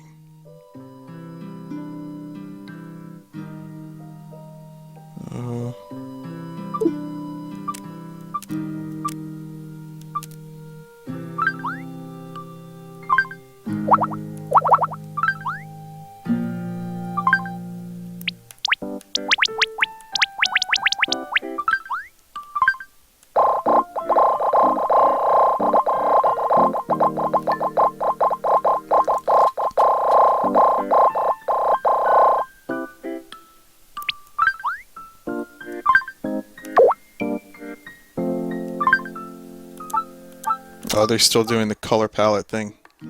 I'll just stick with this one then.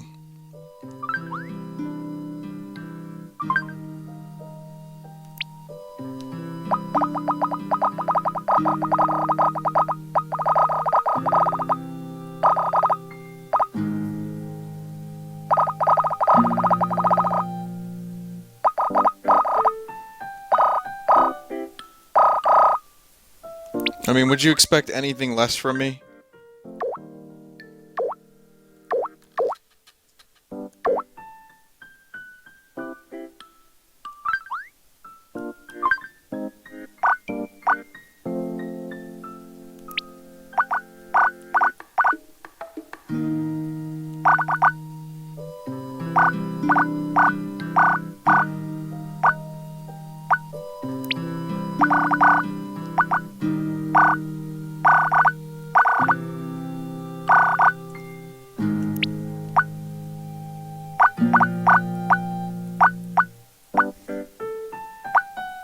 Now, for all you sickos, all it is a vine.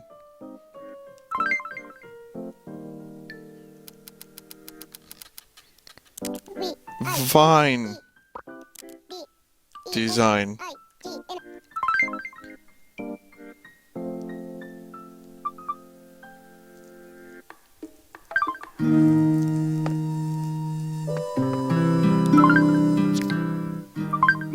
Oh, I forgot I could do that.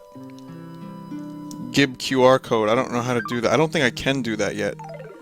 You have to unlock that, apparently.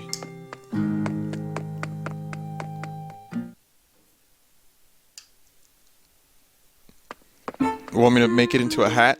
Okay.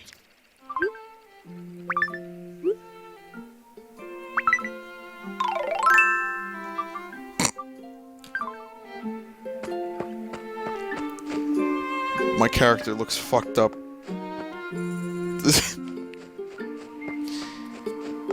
Oh my god, you can really make a stupid looking character.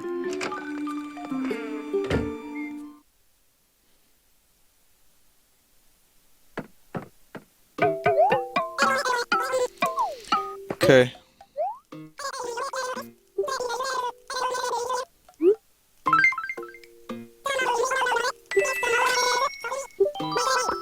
By the way, did you know how to use this item? Yeah, I know how to use the item.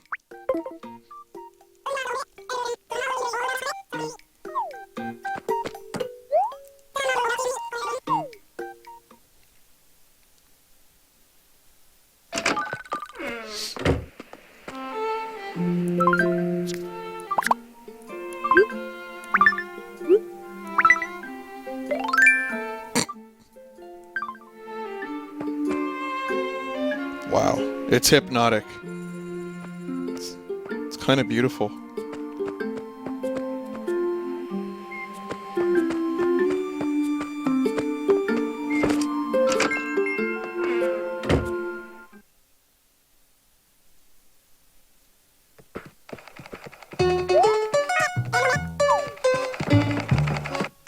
I would like to replace one of these designs.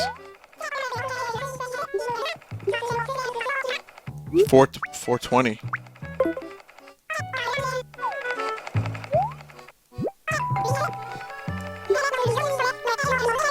Make brand new designs. Yes, that's what I want to do. Okay.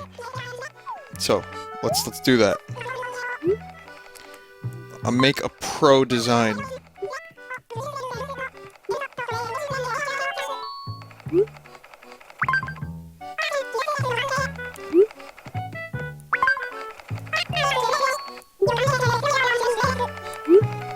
Let's go long sleeves. Right there. Oh wait, no. But no, I want to use this design.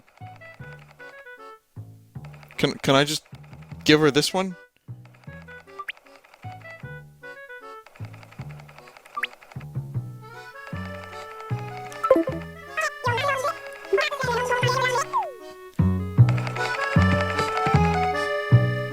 Pro designs or something else. So how do I replace one of these shirts?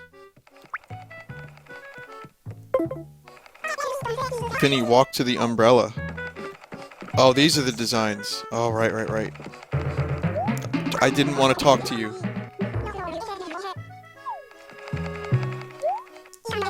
Can you get out of my way?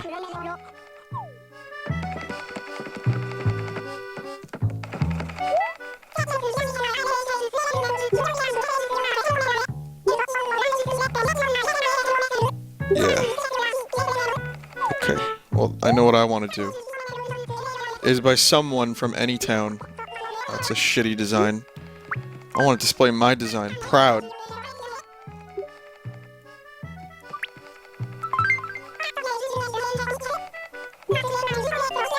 What kind of mannequin? Clothes mannequin.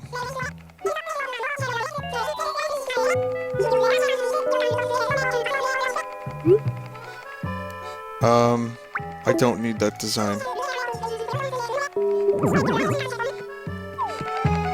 I hope it catches on too. I really, really do.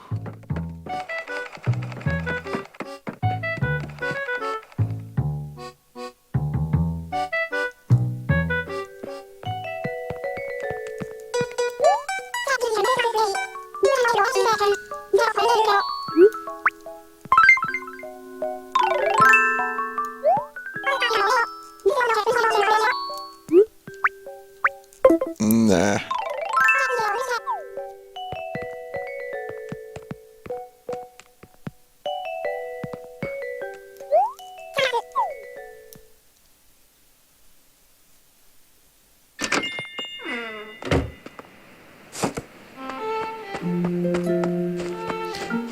Just walking around my town that I now own, sharing some beautiful designs with my fellow peoples, my talking animals.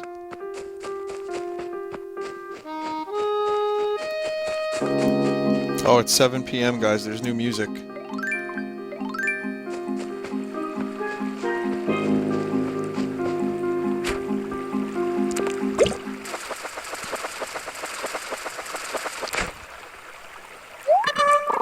I caught a goldfish.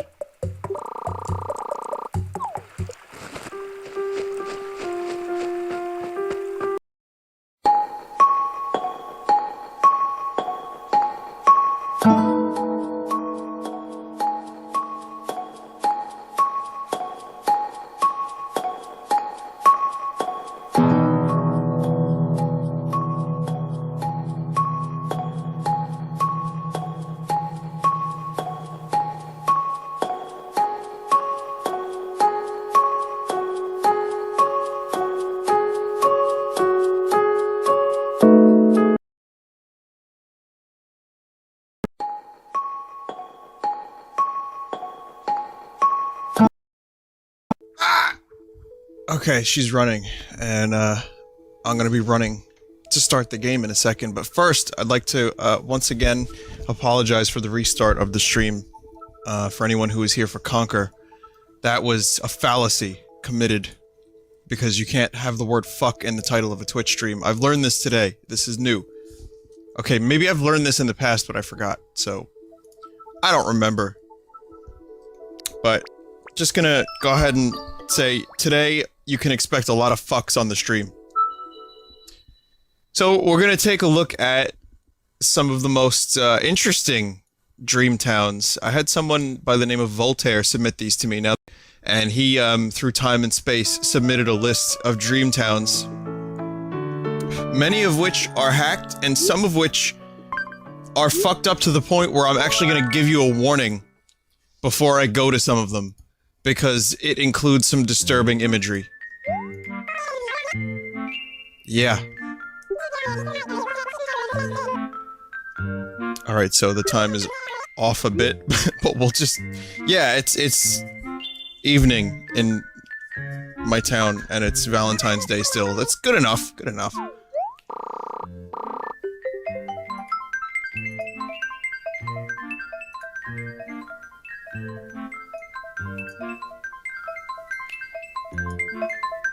Okay, let me get my list ready. So... Oh, that's right, Mayor Vine. It's Valentine- oh, fuck, I was hoping not to mention the word Valentine's Day at all on stream today, but... I already did it, so never mind. It's fine. Valentine's Day. You guys... Listen, Russell Stover needs your money. Go buy some chocolate from them. They just really want to get some of those monies. And Hallmark, too. They also need your money.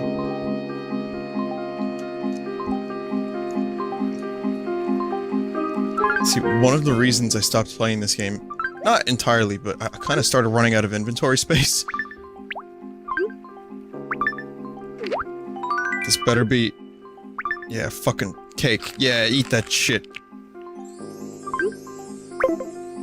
I have to read the note first before I can throw it away. Thanks, Isabel. That's nice. Toss!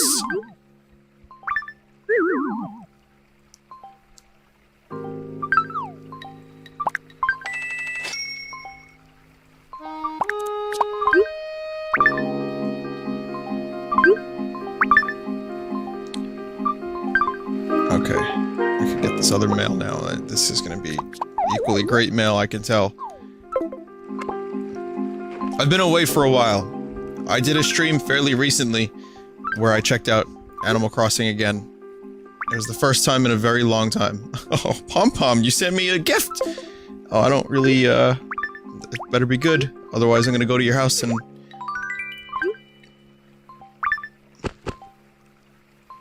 Great. I'm gonna go to your house and plant mold